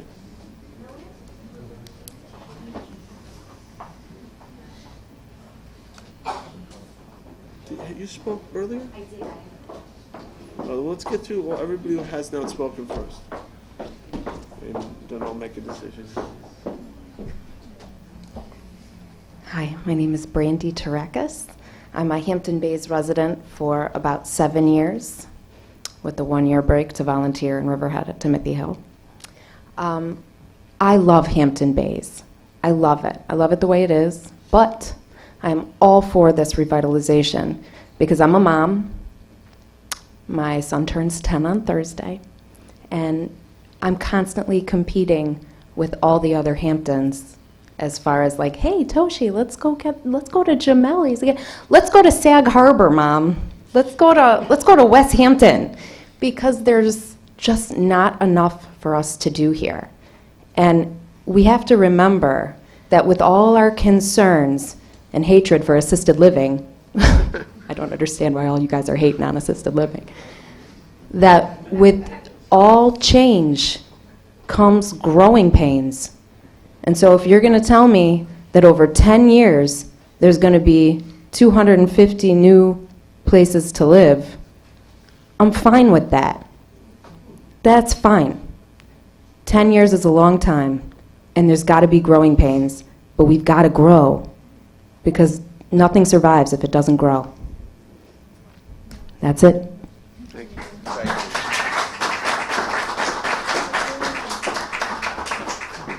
Anyone else who has not spoken? All right. I know you had a question. The lady honestly didn't use her whole time. She was interrupted by the answer to the question, and she still had 30 seconds Which left. one, lady? The lady who's asked Carter. All right, I'll let you ask the question, okay, since you didn't use your time up the first time. Just want to be fair. My question is there any plan for a cinema cultural center within that pink zone? Permitted use I think it would be a very good idea, and we have ample property back there, and adjacent to the park, I think it would be right. A I benefit. certainly would like to see that happen, and I think, since there's, could be an incentive for the development that's going to occur, a requirement that you build a performing arts center. I think something like that. You just have to figure out how to put the pieces together. But having an anchor like a performing arts center will support all the retail. Right, absolutely. You need that. Whether it's a movie theater, performing arts center, you can see an indoor concert, not just an outdoor concert. I agree. Most other thriving Comedy. towns have some sort of a theater or cultural center. Some have more than one, but And- certainly right. Sag Harbor. We'll be happy at least. Sag Harbor has several, and Right. Southampton has several. Yeah. Okay, thank you. Thank you. Okay. Can I just, So what before we just, I would, for the purposes of the FGIS, if you could, as I asked before, just break out the pink and the relative density to just the pink area, and then if the analysis, I'll just carry Terry. Well, we're gonna have to leave the written record open for 10 days anyway. Right, so but ju- I'm asking, I wanted. You're asking for that right now? Not for, he doesn't have to answer right now. I Oh. wanted to include it as part of the record, and I also want an analysis done on the ability to perhaps, because the GEIS does say that each of these zones can support itself. So an analysis relative to whether or not there would be enough in the pink to support the commercial over residential, which, based on the numbers, I want to see what the numbers are in terms of what that is in terms of density. You get it, what I'm saying? Thank you. Yeah, I just want that in the analysis. Okay, and under secret, we have to leave the record open for 10 days. So what I'd like to ask the board is that we close the hearing, leave the written record open for 10 days. Everybody okay with that? Yes. All right, so that's my motion. Is there a second? Second. Seconded by Councilman Bouvier. All in favor? Aye. Aye. Okay, so if you want to comment in writing, we'll accept it for the next 10 days, and just send it to the town hall address, to the town clerk. Good, right, Cindy? Yes. All right, thank you. We have other things on our agenda. I know most of you probably don't want to stay for those other things. You're welcome to, so why don't we take a 2-minute recess so you guys who want to exit can exit. All right, so we're moving on to public portion here. I have 3 cards. Hopefully they're still here. We're going to start with Stacy Diamond. Stacy is here and apparently very patient. Hello, my name is Stacy Diamond. I'm here to just express public comment regarding a resolution that is number 6 on the agenda, number 2019-797, regarding authorization of the supervisor to execute any and all documents for a bike share program in the town. I am a lifelong town resident, and I was surprised to read the article in 27 East last week that announced the decision to go with a non-local out-of-state operator for that bike share program.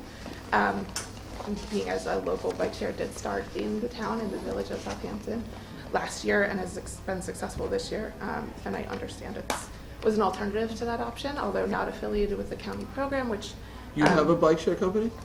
I do not personally. Oh. I am married to the okay. gentleman that is a partner in that. What, is it pedal share? Pedal share, Yeah. correct. Share. So I Great. was surprised to see that.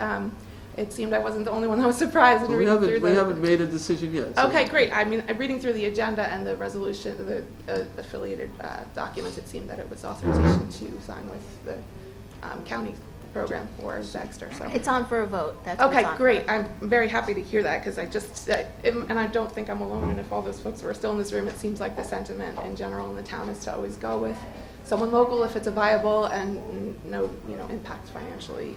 Well, I think you guys had appeared in front of the our sustainability committee where I this is can't all speak about. to Okay. those specific things. I don't believe there was more than conversations, though. Right. as We far know as that the anything. county, this one is for the county Correct. shared services. So the way, program. basically my comment was in regards to what was proposed as far as what was outlined in that article and from what I understand on that, which would be to have a sort of startup A pilot. pilot, if you will, yes, in the town of Hamlet of Hampton Bays. But I just doing my own due diligence on that company and just finding out some things I wasn't quite sure, if everyone is aware of how they've operated and how they've had success or not in other locations. Some pretty alarming things that I was able to find with a quick internet search.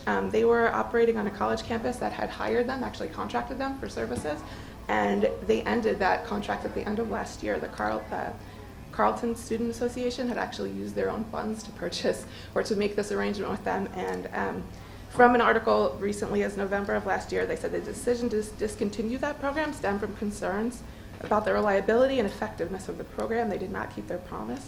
Bikes never got repaired. There were constant problems with their app, and overall students did not get the bike share experience they deserved. The bikes were not in good condition. The chains were continually locking up and seats wouldn't stay in place. Availability wasn't what you'd expect.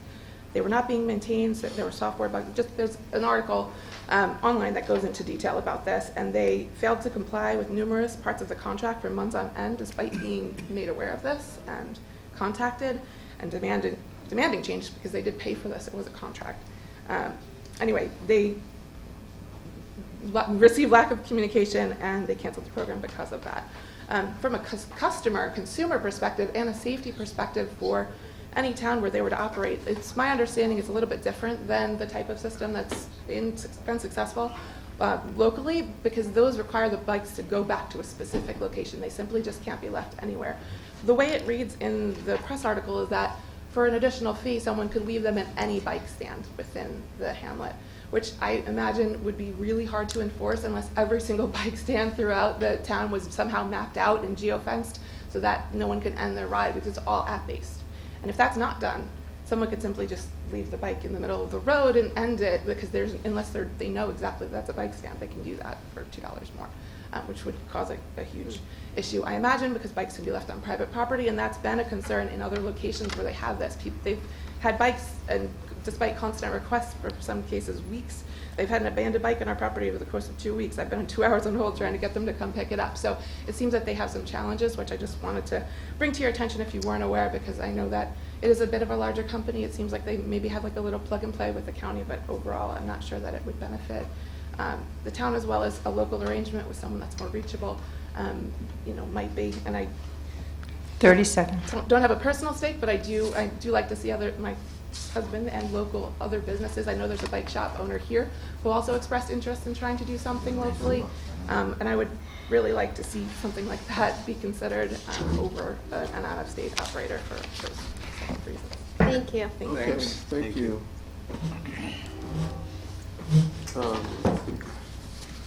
All right, next up, Kathleen Werner. So good everybody left.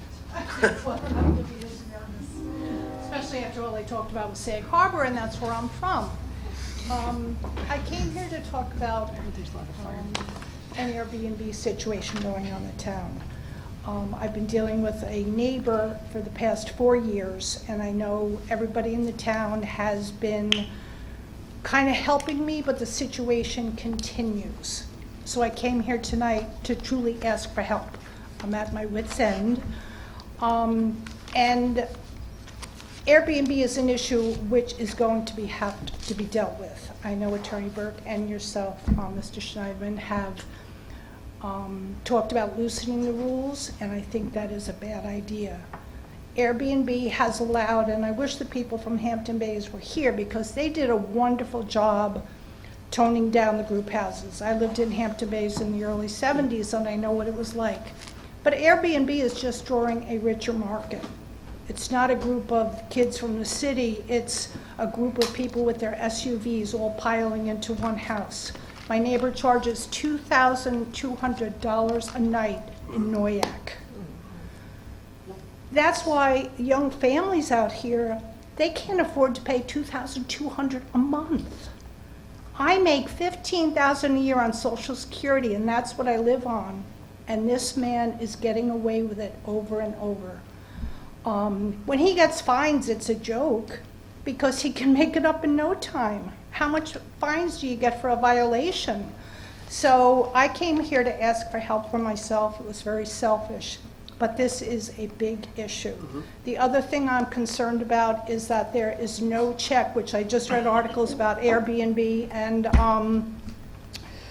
oh gosh, what am I going to say? Sex offenders. People come and go in my house next door. There has been up to 100 people at a time in there. Oh my God. There have been parties. There's Ubers coming and going. He has rented the house for one night at a time. Code enforcement has all the information the town does. And as I say, I trust you to take care of it. But this is an issue that is continuing to happen. There are children on the corner waiting for buses, and we have no idea who are renting these houses and living in them. There's been a recent case with a sex offender at an Airbnb home, not in Southampton town, thank goodness. But I just want to say that before the codes are loosened, that the town should really look into all of the impact it's going to have.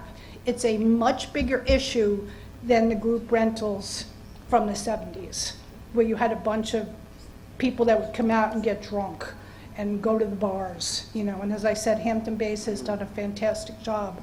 This is an issue that is impacting our community, and I know Supervisor Schneiderman and Attorney Burke, you both said that the main concern regarding short-term rentals is protecting the neighbors, and I came here today to have protection because I don't have it. I am threatened in my home. The police have been there with fights. The only time I called the police department was in June. And I was told by the police, whatever, 911, that officers were on site. I called again 10 minutes later. I said, I'm concerned for your officers. There's continued screaming and breaking glass in that house, and your officers are in there. This is what I live with. So you have met I have I've had contact with pretty much everybody, and I've spoken with you about it at a thing at the American Hotel. I think the issue is being addressed, but before any laws, I think the laws that you have need to be changed. If a person continues to violate, their permit should be revoked. Absolutely. And it should not be renewed under any circumstances. You know, it's like a 3-strike, you lose your license, you lose your, a driver's license. It shouldn't, and it's not only, I came here selfishly, but it's gonna continue to happen all over the country, it's all over the world, really. But I encourage the town board to look truly into the total impact regarding sex offenders, criminals. You don't know who your neighbors are anymore. I mean, I go to my neighbors' weddings, I have them over for Christmas. That's what a community is supposed to be, not a place where strangers are coming and going, and I got chills. I have a whole bunch of cards and all this data, and I can't talk like that. I talk from my heart, and I really ask your help, not only in helping me, but in helping all of our community. Thank you. So, Thank you. Thank you, Jackie. Okay, Tina? Karan? Here? Earlier she did. Oh, okay. She's coming. Yeah, I think that was on the Oh, floor. yeah, she got up to CVS with you. And then Ray? All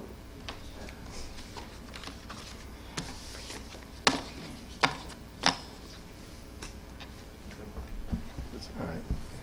Ray D'Angelo, Hampton Bays. I just want to, I got off topic. I'm going to send a letter in from the CAC, but I just want to explain something that Mary Pazan was trying to explain, that the original corridor study was from basically Searsboro Park down to the canal. And this is just segmentized it, this one little section. Now, what's happened here right now, and I have to tell you, this is one of the biggest hot issues. I probably received probably in excess of 30, 35 emails about the movie theater. Somehow they think I have some type of power. I write back, I don't. I refer them back to you. I got them all too. Okay. Yeah. I give them your email address. I say I have no power, but I agree with you. All right? And I'm still getting them. People are very upset about it, and they don't quite understand. Now I have some people now that are fomenting some type of demonstration and want to call it a movie in, where they all go and watch movies all day over there, and I encourage it. But the other thing is now, the other development we're having is the AutoZone, where right next to the Capital One Bank, between that and the old, was it Northport Bank building, there's going to be a 15,000 square foot AutoZone there. So that is in conflict with the original plan, but that's not included in this plan now. So like, these things don't compute with a recreation and resort area. And that's what I'm concerned about. Like, I'm not against this plan. I think that the park should be connected with Main Street, and we should extend, we should have, traffic is a big problem. The problem I have is, because I was telling people, my brother and I developed in Long Island City, and we dealt with the community boards who have real teeth. Our main goal was to make money. And this guy, and he was here tonight, if he sees that by right, once this is approved, that he could probably make more money with residential, that's what the plan's going to morph to. As simple as that, if that's allowed. So that has to be curtailed. It has to be limited by code. Otherwise, that's what we're going to end up here. Right. And we don't need that. I think There's ways that we can require that the commercial be developed first. Yeah, I mean, the problem with commercial right now is that commercial retail is in a depression. I mean, there's 13, 14 stores vacant in Southampton Village, right by the movie theater. You see they're all vacant. Pop up here, pop up here. And that's what the problem is. So that's what I'm concerned about. I mean, don't forget, we have a very short season here. It's a very tough environment to stay here year-round. Now, the Standard is doing well.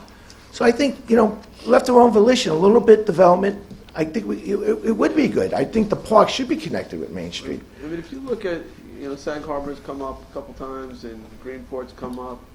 Those are vibrant, they're doing fine. In spite of Amazon, people are going to those places and they're shopping. They have a lot of restaurants, right? A lot of cafes. Well- and it's because they both have sewers. Well, Hampton Bays yes. doesn't have a sewer, so you can't, even if you want to put in a new restaurant, Well, you can't who's do going it. to, that's the first thing. Like, we don't have the infrastructure. We don't have the traffic infrastructure, and we don't have the sewage infrastructure, which I didn't get a chance because I got way late, Right, but we understand that that's that's our a main critical concern. place. And we want this limited, we don't want it stopped, but it has to be limited to some degree. Downtown with just retail is going to have a problem. It's going to have a problem, because people are going to buy those things online, on Amazon. You have to provide things in downtown, social experiences, right? You need those wet uses. People want to go and sit outdoors at a coffee shop or cafe. That's the places that have the right concentration of places of those seem to be doing fine. See, I think these problems can be solved. Like, one problem, for example, with the traffic, one of the things is, when you're going to Southampton Village, you detour. Trucks cannot go through the business district. Right by the movie theater, trucks got to go this way. Not here in Hampton Bays. The other day, I was, with my granddaughter, we were eating ice cream, and three, big semi carrying an excavator with another dump truck with pipes, all kinds of diesel fumes. It was terrible. I mean, it's not conducive to what we're trying to do here. I don't know how we could bypass that, but I'm sure something can be done. But that's our main thing. One is limited the density, and let's get some of the infrastructure straightened out first before we jump into this headlong. 30 seconds. And one thing, Mr. Schiavone, I'm glad that Sag Harbor has 155 members currently in the fire department. Your previous public comments indicated that perhaps somehow we were... Well, at one time, somebody insinuated that to me. Let me finish, because this is important to me. Sag Harbor Fire Department is not leaning on Hampton Bays to house their firefighters. We do have 155 active members currently today. You kind of indicated that I did indicate that, because that's what was alluded to me once and before. serve in Sag Harbor, and that's just not the case. So I did wanted to let you know. Well, I'm glad it's not the case now, okay? Off mic, that, that is in fact the case. All right, thank you, everybody. Ray's a former firefighter himself, so you guys have something in common. All right, so that's the last card. Anyone else who wishes to be heard in public portion who has not spoken in public portion, go ahead. I'll try to be really fast, and thank you Tell for us your your time. name I know again. everybody wants to get home.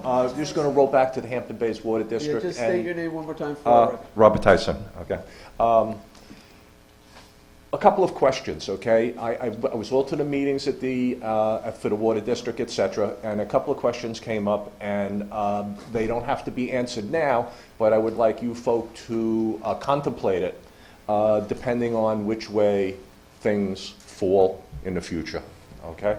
One of my ideas is that Hampton Bays pays for their water service in a portion of the taxes and a portion in the water rates. Yes. I have heard you folks say that the Suffolk County Water Authority's rates are similar, if not exact, to the Hampton Bays water rates, and that's what it would be, at least in the short-term immediate future, okay? So my question is,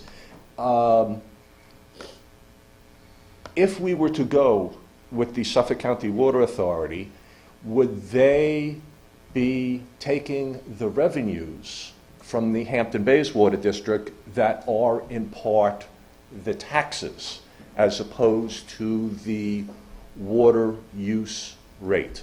Or would that sunset? In other words, would the 6,400 residents of Hampton Bays have $132 taken off of their tax bill if we were to go with the Suffolk County Water Authority? So, it's late already. I'll attempt to answer your question. Appreciate it.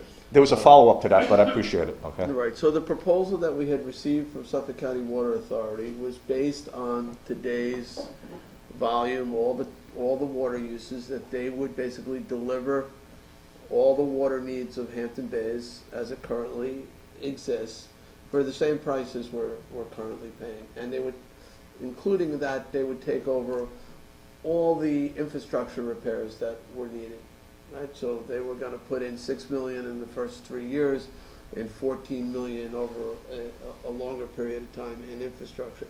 How they were paid, we, the commissioners, were going to set the rates that provided them the same level of funding as currently costs to deliver the water service.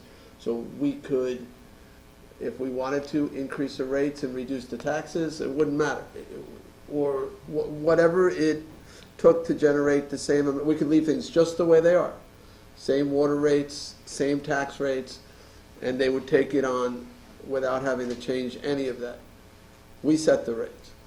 Understand. So you could just take 2 bags and give it together and give that to them, so to speak. Right, exactly. Well, they would take over the bill collection, and we would have to hand over then the property tax collection to them to make the numbers all work. So they'd still be paying them. Does the Hampton Bays, I noticed on the Hampton Bays Water District that there was a bond out there for work that had been previously done. Yes, in the Hampton Bays Water District? Yeah. The Hampton Bays Water District has that liability now to continue paying off that bond. Yes? Right, so if. Okay, so they then the would have- follow-up. In that scenario, they would have taken over the debt service. Would they take over that debt service as well? Yes. That's great news. Okay, that's great news. Thank you very much for your time. I wait in anticipation for the, Right, well, we have some stuff on our agenda today because there's certain items that we don't believe can wait. oh, no, I understand that, but I was wondering, in other words, the complete, We're not done evaluating the infrastructure. was it B&D needs. or something like that that's going to be giving Yes, you and- a full, This was what a- needs to be done, so to speak? Yeah, we didn't, if we were to keep it local, some people would like to see it stay local. We want to know exactly what the anticipated water rates would be over the next 10 years. To get that, we need a real accurate sense of the condition of the infrastructure, and that's what we're developing. Last question, forgive me, I forgot. They're going to take over the distribution of the water, and they're going to refinish a tower, et cetera, theoretically, all right? What about the mains, the underground, That they'd okay? be responsible for that too. The whole Everything. distribution system. Everything. All plants, all mains. And that's one of the elements of the D&B study right now, is Gotcha. they're looking at the integrity of the mains. We have mains that are 80 years old. And yes. Suffolk County Water Authority, when they gave us the initial proposal, did not analyze the condition of the mains. So you don't see anything in their table of anticipated capital improvements that have to do with the water mains. We want to make sure that the water, if we're going to keep it local, we got to know if, within that 10-year period, if water mains will need to be replaced and what the costs will be. So Right. they're doing an analysis of pipe integrity. I got you. Okay? I appreciate your time, thank you very much. Thank you. Okay.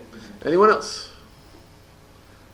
Perfect. Okay, I'll make a motion to close public portion. Second. Seconded by Councilman Scalera. All in favor? Aye. Aye. Okay. We're going to go to the agenda. Do we need to take anything out of order? Is there anybody waiting for any particular resolution? They're leaving, they're They're not. No.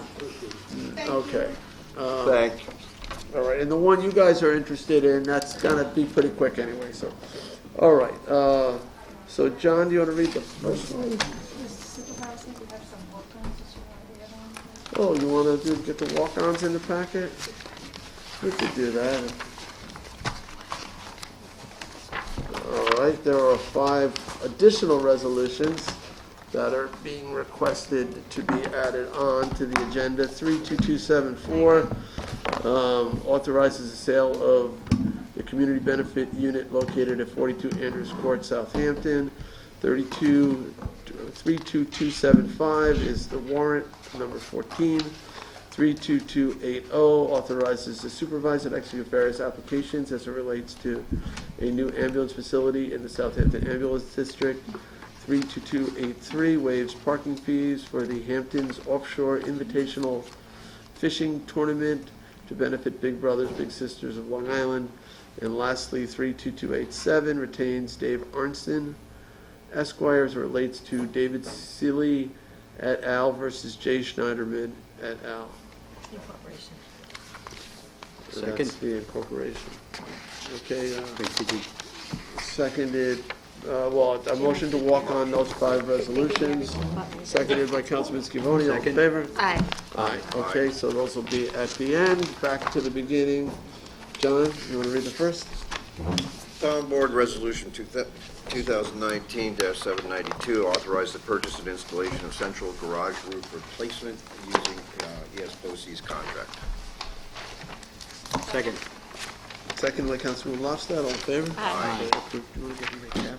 Town Board Resolution 793 of 2019 to authorize the supervisor to sign contract extension for cold patch pavement repair material with Black Gold Industries LLC.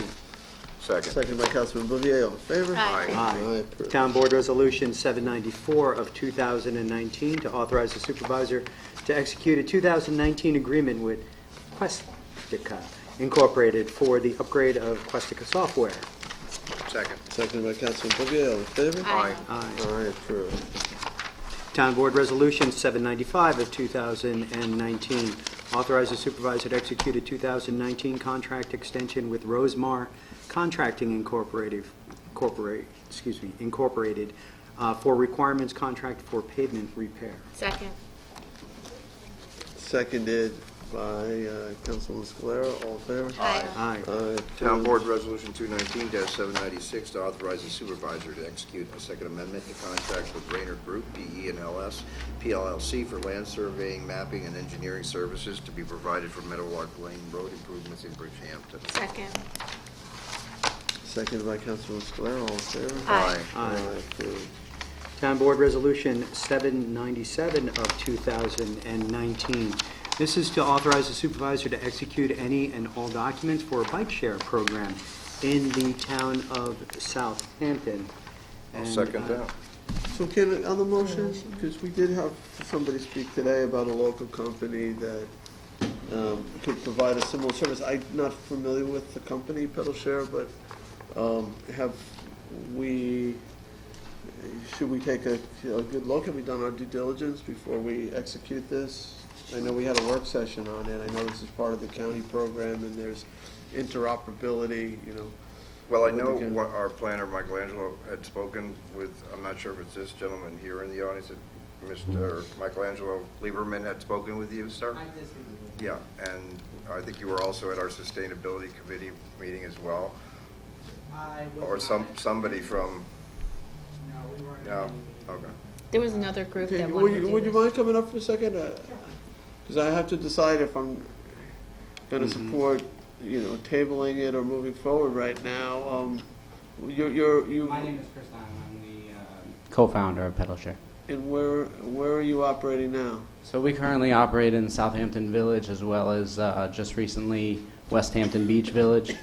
We've been operating for a year in Southampton and starting in West Hampton mid-August, probably in the next 2 weeks. Do you also use a phone app? Is that how you operate? Our system is similar to Zagster's. It's app-based. We do have stations. They are strategically placed in different locations. You can only put those put the bikes back at those locations. The reason why we did it that way was so that we didn't have bikes littered all over the place. How much? What do you charge for a bike? It's $4 an hour for the bike.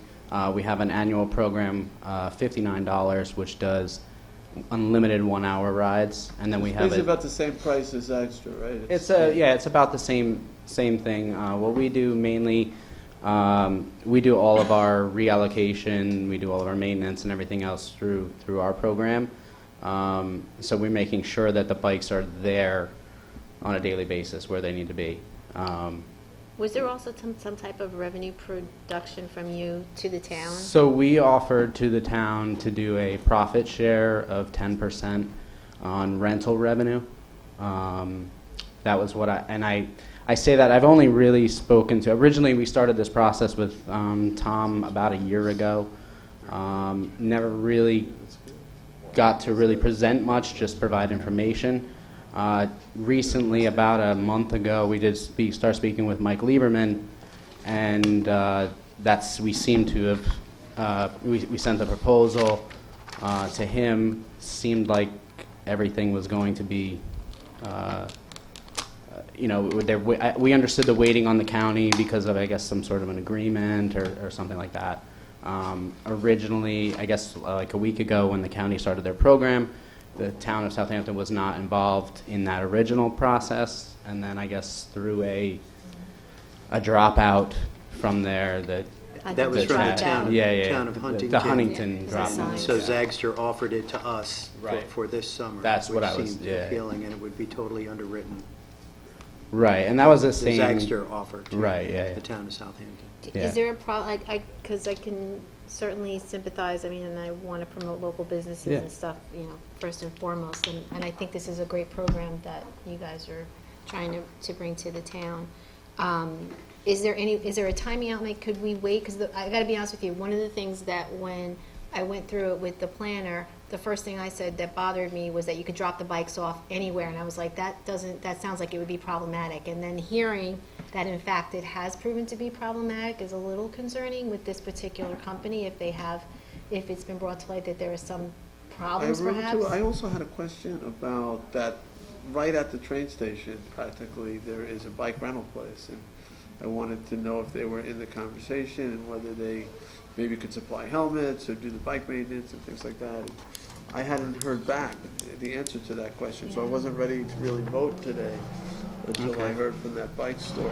Are you okay with putting it over to me, just so we can try and find, because it's a great program, and I applaud the initiative to do so. Is there a time sensitivity to it? Well, the summer will be over, or close to over, and that's really, and you understand that. Yeah, no, we're I trying to completely get this understand. connection in. And mainly just. There's still some nice fall bike riding to be Yeah, done. there's still. We started our program in July of last year, and it really didn't honestly start picking up until August, September anyway.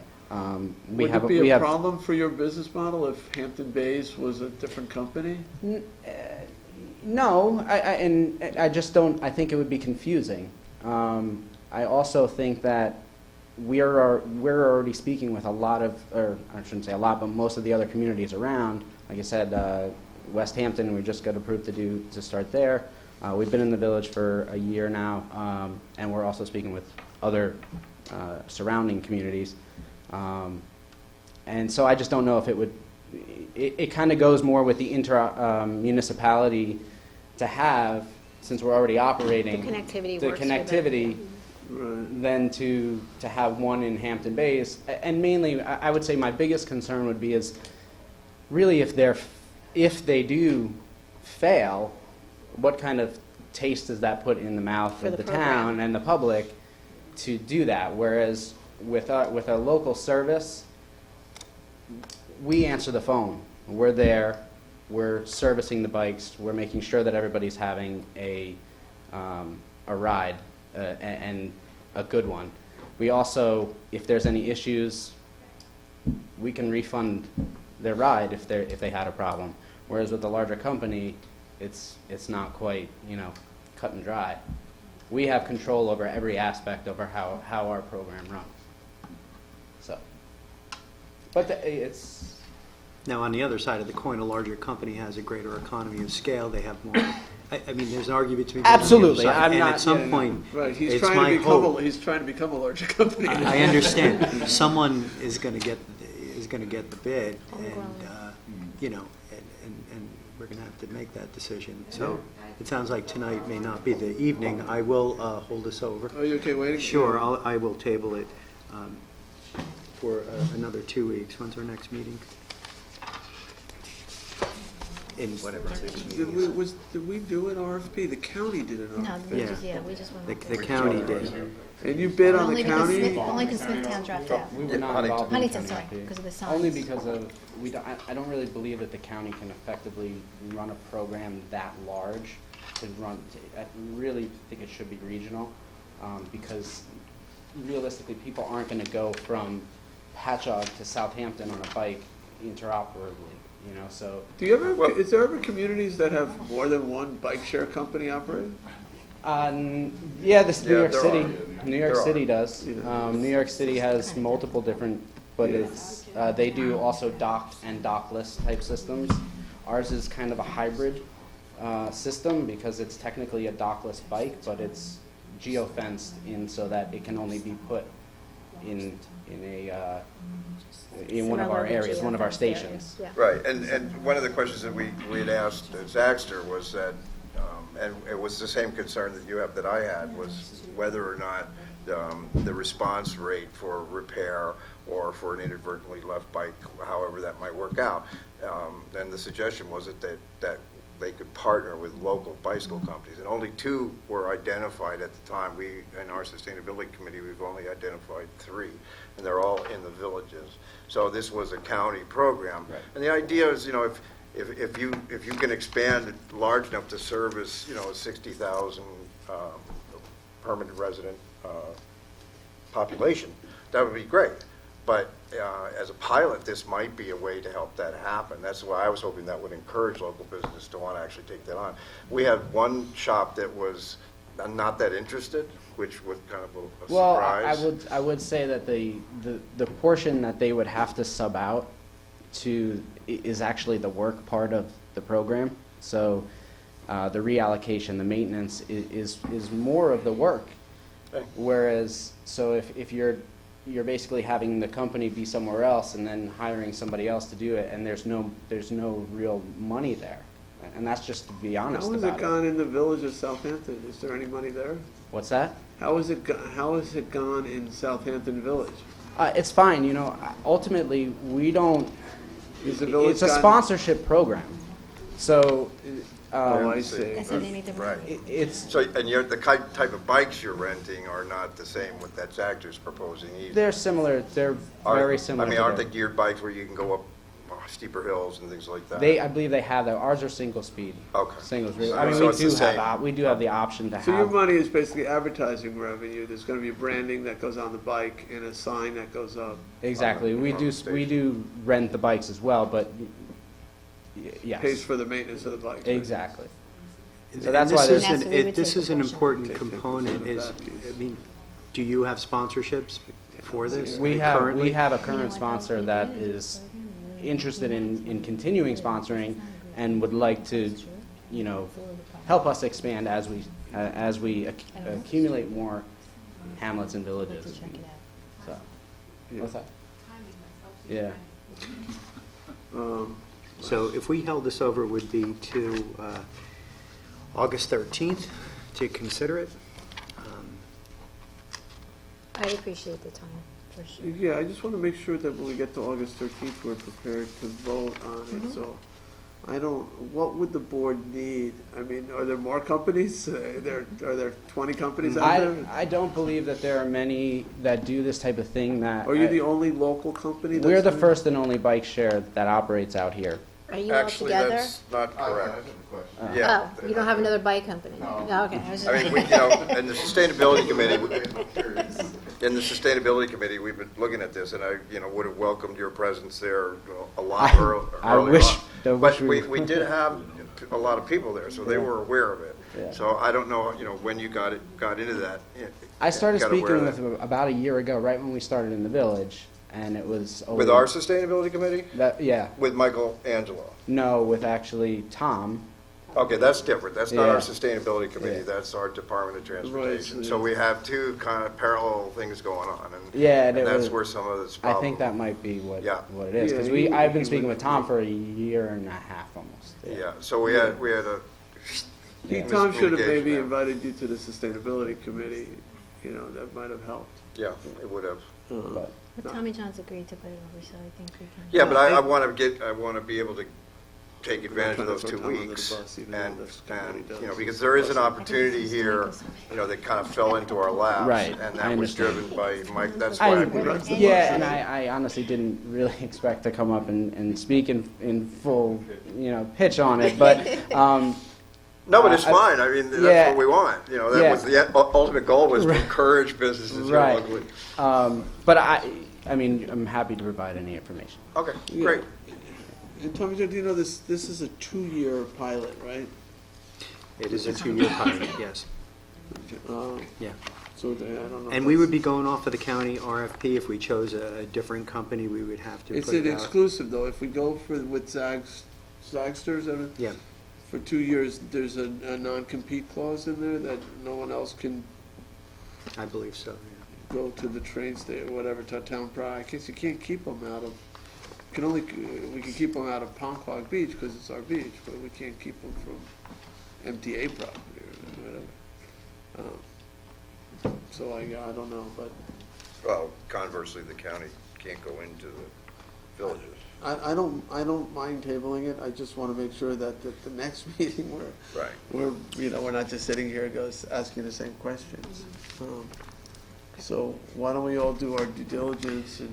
Well, I'm one of the co-sponsors, and I thought it was a good idea to do this and to get it into Hampton Bays. I think it's an important connection between the downtown area and our beaches to get people back and forth. And I do believe in that. I think, I will table it. The summer, will be done. And so there it is. But the fall, September is a beautiful month too. Yeah? In October, people still ride bikes. Well, if we went to another company, we would have to put out a different RFP, and that would bring us Right. into the fall. But These guys are ready to do this, right? They're ready to, once we pull the trigger, they set them right up. They've got the bikes ready to go. they do. They do, and signage and everything else. And locations, and And before we do that, before we table this, I mean, are you ready to go in Hampton Bays? Is that a market that you really want to go in, or are you just concerned? Yeah, we're ready to go.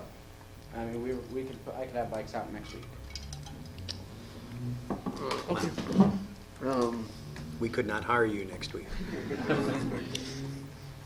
And I don't know too much about how I'm familiar with the RFP process, but I know that currently in the other villages, what we have is just approved use of property, just for those stations.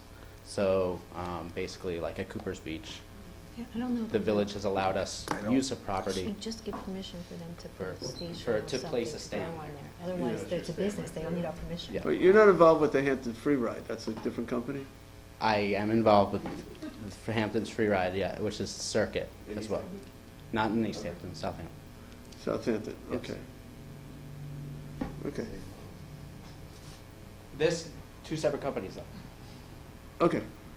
So how are you involved? With Hampton's Free Ride? Yes. I'm a partner in Southampton. Okay. Okay. So It's bicycle world. Okay.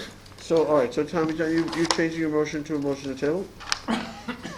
Well, you didn't have a yeah, motion. because it doesn't look like it may pass.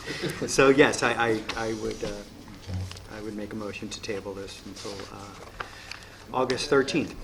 You're okay with it? I'll second. What's your question? What's the difference between you guys doing a pilot program and actually putting out an RFP? Because that's.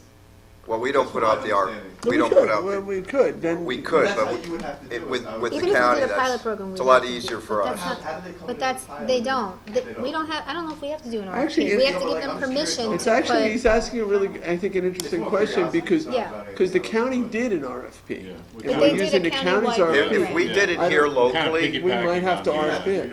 having done this now Maybe. for over a year, if we I don't did know it if we have to do an locally, RFP. we would not need They're an leasing- RFP. they wanna But put a the charging county station already on has a property pre-existing to do a RFP. license, a lease, These are whatever. agreements with They don't local, have to- they don't other have permission municipalities. To do And one of them fell through, and they offered it to us But as, that's- because we were talking about this, and we had no real, Sounds like we might need, if we're not gonna use the county RFP and we don't have. if we might don't not- use we that, might then we not- have another, then we we may have, We that's might need to different. do an RFP. Because we didn't envision this just being a monopoly. But we may not need to do an RFP. You may not. No. Because they don't need our permission to just said operate. two It's- things. It's in conjunction with them The second leasing. one is. That's how I space or understand license it. space for the truck, for the Yes. station But with then we have docks. to let the world know that we're interested in leasing space. Yeah, If they because it's come to us and now it ask becomes us a to lease competitive space bid. or And license now you're the faced station, with we have other to have a issues. public hearing. Jim will look into it, Yeah. but we may not, is what I'm saying. Yeah. Yeah, Christine, I understand that we may not need Right. the RFP. That's Right. when we We looked at utilize that. We need him to the look at county it. contract under the shared services agreements. Well, that's Right, but different. I if we mean, for don't do Zaxter, that, if we just had sent out an RFP, that's the idea or here we- for other companies, we wouldn't need to do that. We would just need to offer permission in those particular areas to put their stands or their geofences. But- That's what No, we but- had been told about a But year once ago. we say we're Yeah, going if to we, make if we say available we're gonna a, make these available, then we for a have to do an commercial RFP. company at Ponquag Beach, Well, It's you almost like could, a but it may be in concession. places that make no It's like a sense to the concession. business. right, but then you have to do a solicitation, public solicitation. selection. Yeah, it's not, yeah, You know, exactly. he can respond, Zaxter can respond, everybody, other companies can Okay, respond. to great that. conversation. So we I have, enjoyed that because it's actually open conversation. all right, so Jim, It's you're like, gonna have it's to. like our work sessions, come and visit those. Are we allowed to? Yeah, absolutely. You know, it's like a vending machine. Like, can we put a vending machine in the, you know, in the hallway? So that's my understanding, is that we would, in fact, have to put out an RFP if we were hiring a company to utilize one of our public spaces, the town's public spaces. Town. Right, It's we different. had a bunch of It's, them. it's like We a food solicited truck. it. We It's RFP. a concession. It's a Exactly. But concession. we never identified town areas. It's a bid. It's a Request bid, it's not an for bids. It's A like a bid. concession. We have to put out a bid. Okay, thank you, That's Cindy. different. All right, so we had a motion to, there was a motion to table on 797 by Councilman Scavone, seconded by Councilman Bouvier. All in favor? Aye. Aye. All right, that's to the next meeting. Okay. Thank you. I don't know where we are now. Page 9. Town Board Resolution 798 of 2019.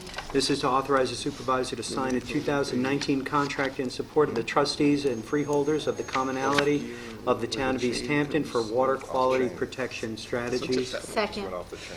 Seconded by Councilwoman Square. All in favor? Aye. Aye. Are we up to 799? No, wait. 800. Did you do? Oh, sorry. 799, that's where you are, bottom of page 10. Authorize the supervisor to sign training agreements with the National Coalition Building Institute for Diversity Training. Second. Seconded by Councilman Bouvier. All in favor? Aye. 819, authorizes town supervisor to apply and execute any and all documents for New York State DEC, EFC, wastewater infrastructure engineering planning grant program. Second. Seconded by Councilman Bouvier. All in favor? Aye. I approve. 801 of 2019, resolution authorizing indemnification as it relates to dredging at North Sea Harbor. Second. Seconded by Councilman Scavone. All in favor? Aye. Aye. Approved. 802 of 19, authorizes the supervisor to sign any and all documents for the New York State Consolidated Funding application for the Riverside Maritime Park. Second. Seconded by Councilman Bouvier. All in favor? Aye. Aye. Approved. 803 of 19, adopts a negative declaration for secret purposes related to planned improvement to Shinnecock Maritime Park in Hampton Bays. Second. Seconded by Councilwoman Mopstad. All in favor? Aye. Aye. Approved. 804 of 19, authorizes the supervisor to sign any. 80 Did I skip one? Oh, which one? No, 80. I'm up to 804. Yes, yeah, that's a substitution. Yeah. That's the Thanks, substitution? Judy. Yep. No. No? Oh, an amendment. Yeah, you have to offer the amendment. Where is it? Here. So, Cindy, you have the amending language, so he's just moving to make it clear that we have additional monies for a match already compiled in our, in the line. So I'm gonna, let's see. It's the first All whereas. right, so we're adding a new whereas in front of the first whereas, where it'll say, whereas there is an established capital project budget for the Shinnecock Maritime Park Phase 1A improvements for $510,000, consisting of a community benefit contribution of $300,000 as a result of the Approval process. it says of the twice, of the approval process for the Canoe Place Inn PDD project and a $210,000 allocation from the Community Development Block Grant Program. So I'll make a motion And then you have to, a strikeout, oh, and there's another part, the, and then you have a second strikeout on the last page. we have, I see, okay, so the whereas that contains the 850,000. There's another one on the next page. And then there's another one which gives you the total. And then there's one more, whereas being added right before the first resolve. Before the first resolve, we are adding, whereas the established capital project of 510,000 would satisfy the 50% match requirement. Oh, there's one other thing. There's one above it. And the whereas above it, the 850,000 becomes 1,020,000. Sunday has this whole thing. And Sunday has it all. It's all here. You all should have copies of it, so. Second. I am On the amendment. making a motion to amend it to match this other copy. Okay? Second. Seconded by Councilwoman Scalera. All in favor? Aye. Aye. Okay, now make a motion to approve as amended. Second. Seconded by Councilwoman Scalera. All in favor? Aye. Aye. Aye. Approved. All right. 805, recalls and amends Town Board Resolution 2017-736 for Ragnasoft Inc. for Planet Police for the time and attendance at the town's police department. Second. Seconded by Councilwoman Scalera. All in favor? Aye. Aye, approved. 806 of 19 adopts negative declaration for secret purposes related to the Shinnecock Commercial Dock Rehabilitation Project. Seconded by Councilman Lotstedt. All in favor? Aye, approved. 807 of 19 authorizes the supervisor to sign any and all paperwork regarding this grant application and subsequent contract with New York State Consolidated Funding Application for Shinnecock Commercial Fishing Dock Rehabilitation Project. Same second? Same second. All in favor? Aye. Aye, approved. 808 of 19, 2019 rejects bids and second notice to bidders for hardware and various items for pickup. Second. Second. Seconded by Councilman Scalera. All in favor? Aye. Aye, approved. Town Board Resolution 809 of 2019 to amend the 2019 budget for the Highway Department to include extreme weather recovery, EWR, funds. Second. Seconded by Councilwoman Scalera. All in favor? Aye. Aye, approved. 810 of 19 amends the 2019 adopted budget for Municipal Works Department. Second. Seconded by Councilman Bouvier. All in favor? Aye. Aye, approved. Town Board Resolution 811 of 2019, amend the 2019 adopted budget for the Noyak Fire Protection District. Second? Seconded by Councilman Lofstad. All in favor? Aye. Aye, approved. 812 of 19, co-sponsored with Councilwoman Scalera, amends the 19 adopted budget for police equipment. Second. Seconded by Councilman Scalera. All in favor? Aye. Aye. Aye, approved. All right, 813 needs to be amended. What I'd like to do is up the amount. This is for the Water District. This is amends the 19 to 23 capital budget and adds capital project Hampton Bays Water District infrastructure update. You've all seen, hopefully have seen email correspondence and an analysis that was done by John Collins, our engineer, that if we connect, what is it? I guess it's south of Montauk Highway at Canoe Place Road to north of the highway. If we connect those two pipes, it should be a 25% pressure improvement east of Shinnecock Canal, which is could be a big difference.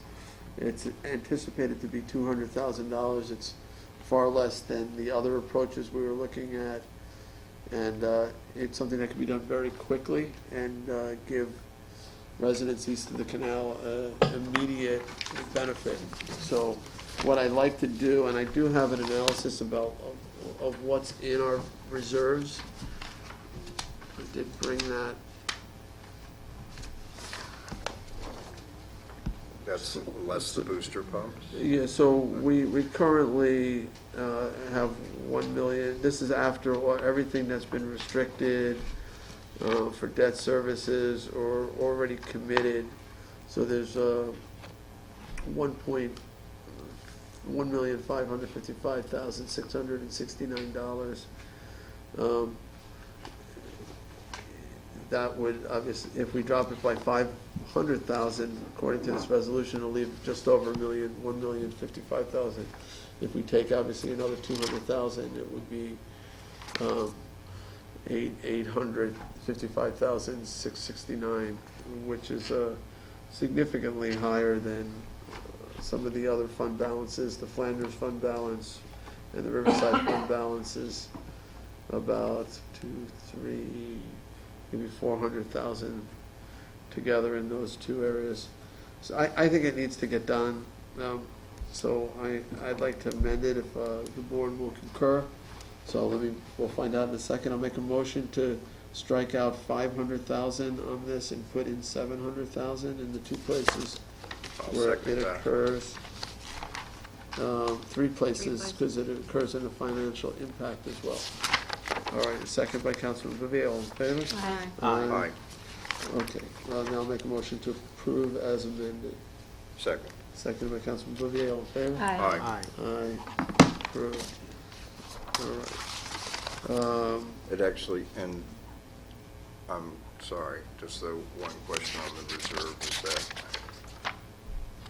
oh, never mind. So that, you know, Got it.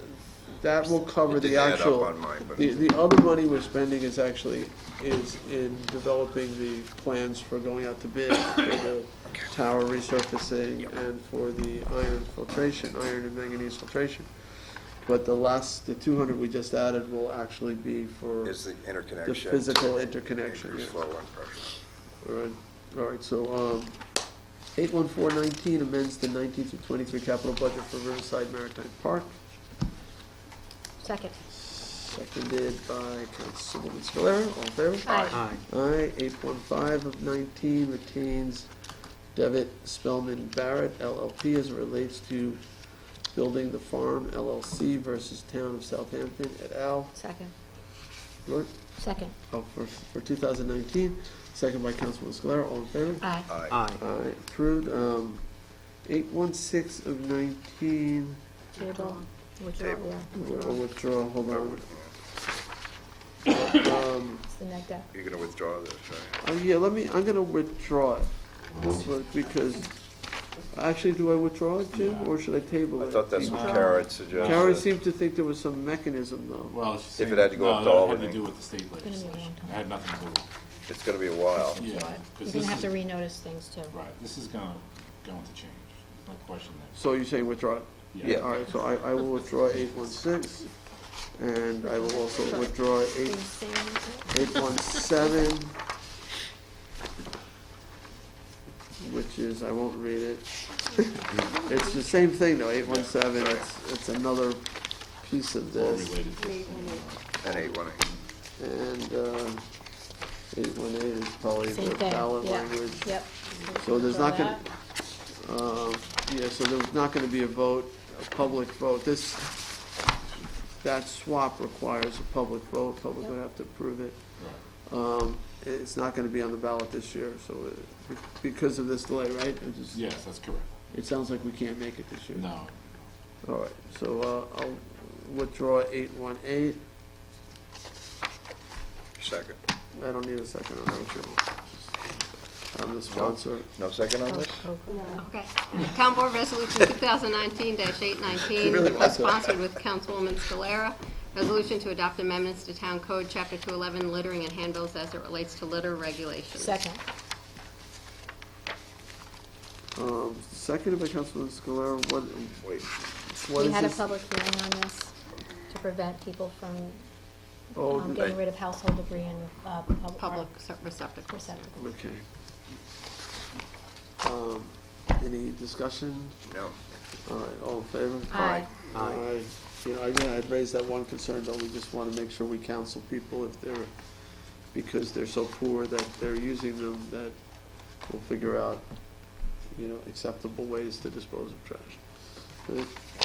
Town Board Resolution 820 of 2019. This is a 2019 junkyard permit. Second. Seconded by Councilman Scalera, all in favor? Aye. Aye. 821 of 19, adopts policy for supporting employees changes. who are breastfeeding. No, it says supporting, adopt policy for supporting breastfeeding employees. Is there a second? Second? This is co-sponsored by all of us. Seconded by Councilman Lofstad, all in favor? Aye. Aye.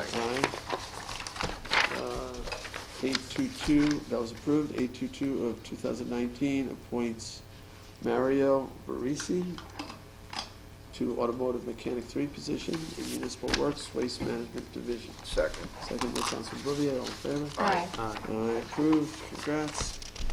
823 of 19 appoints Richard McEwen to Assistant Water District Superintendent, Type 1B Treatment Facility position from Civil Service list. Second? Second by Councilman Lofstad, all in favor? Aye. Aye. Aye, approved. 824 19 appoints Melissa Rankin to Ordinance Inspector position. Second. Seconded by Councilman Lofstad, all in favor? Aye. Aye. 825, approve stipulation of settlement with CSEA. Second. Seconded by Councilman Bouvier, all in favor? Aye. Town Board Resolution 219. Approved. Oh, sorry. I'm sorry, go ahead. Town Board Resolution 219-826, public hearing to consider certain Community Preservation Fund water quality improvement projects for 2019 funding. Second. Who seconded? I'm sorry, seconded by Councilman Scalera, all in favor? Aye. Approved. Resolution 827 is a notice of public hearing to accept a deed of residual fee from Blair K. Gaza for property to be maintained as open space located at West Hampton pursuant to Southampton Town Code, Section 244-4, obtaining a development rights certificate in 247 General Municipal Law of the State of New York. Second. Second by Councilman Bouvier, all in favor? Aye. Aye, approved. Resolution 828 accepts an offer of dedication for drainage area in connection with the subdivision map of Southampton Oaks and Tuckahoe. Second. Seconded by Councilman Lofstad, all in favor? Aye. Thank you. Aye, approved. On to the walk-ons. John, do you want to read the first thing? Town Board Resolution ID 32274, authorized sale of community benefit unit located at 42 Andrew Court, Southampton. That's co-sponsored with Julie. All right, second by Councilman Lofstad, all in favor? Aye. Approved. 32275 is warrant number 14, capital number 14, CPF number 14, and payroll liability. Second. Seconded by Councilman Bouvier, all in favor? Aye. Aye, approved. 32280, authorize supervisor to execute various applications as it relates to a new ambulance facility in the Southampton Ambulance District. Second. Seconded by Councilman Scavone, all in favor? Aye. Approved. ID 32283 waives the parking fees for the Hampton Bays Offshore Invitational Fishing Tournament to benefit Big Brothers Big Sisters of Long Island. Second. Seconded by Councilwoman Lofstad, all in favor? Aye. Aye. Aye, approved. And lastly, 32287 is to retain David Arnstein Esquire as it relates to David Seeley at Al versus me, Jay Schneiderman at Al. Second. Seconded on the motion, second by Councilwoman Scalera. Does Dave have experience with the corporations? Yes, he does. Kathleen has requested that. It's really just a litigation on the possible, well, litigation has been filed. To do with the procedural aspect of the possible incorporation in this club. This was your recommendation to have him do it? Okay. All right, any other discussion? All in favor? Aye. Aye, approved.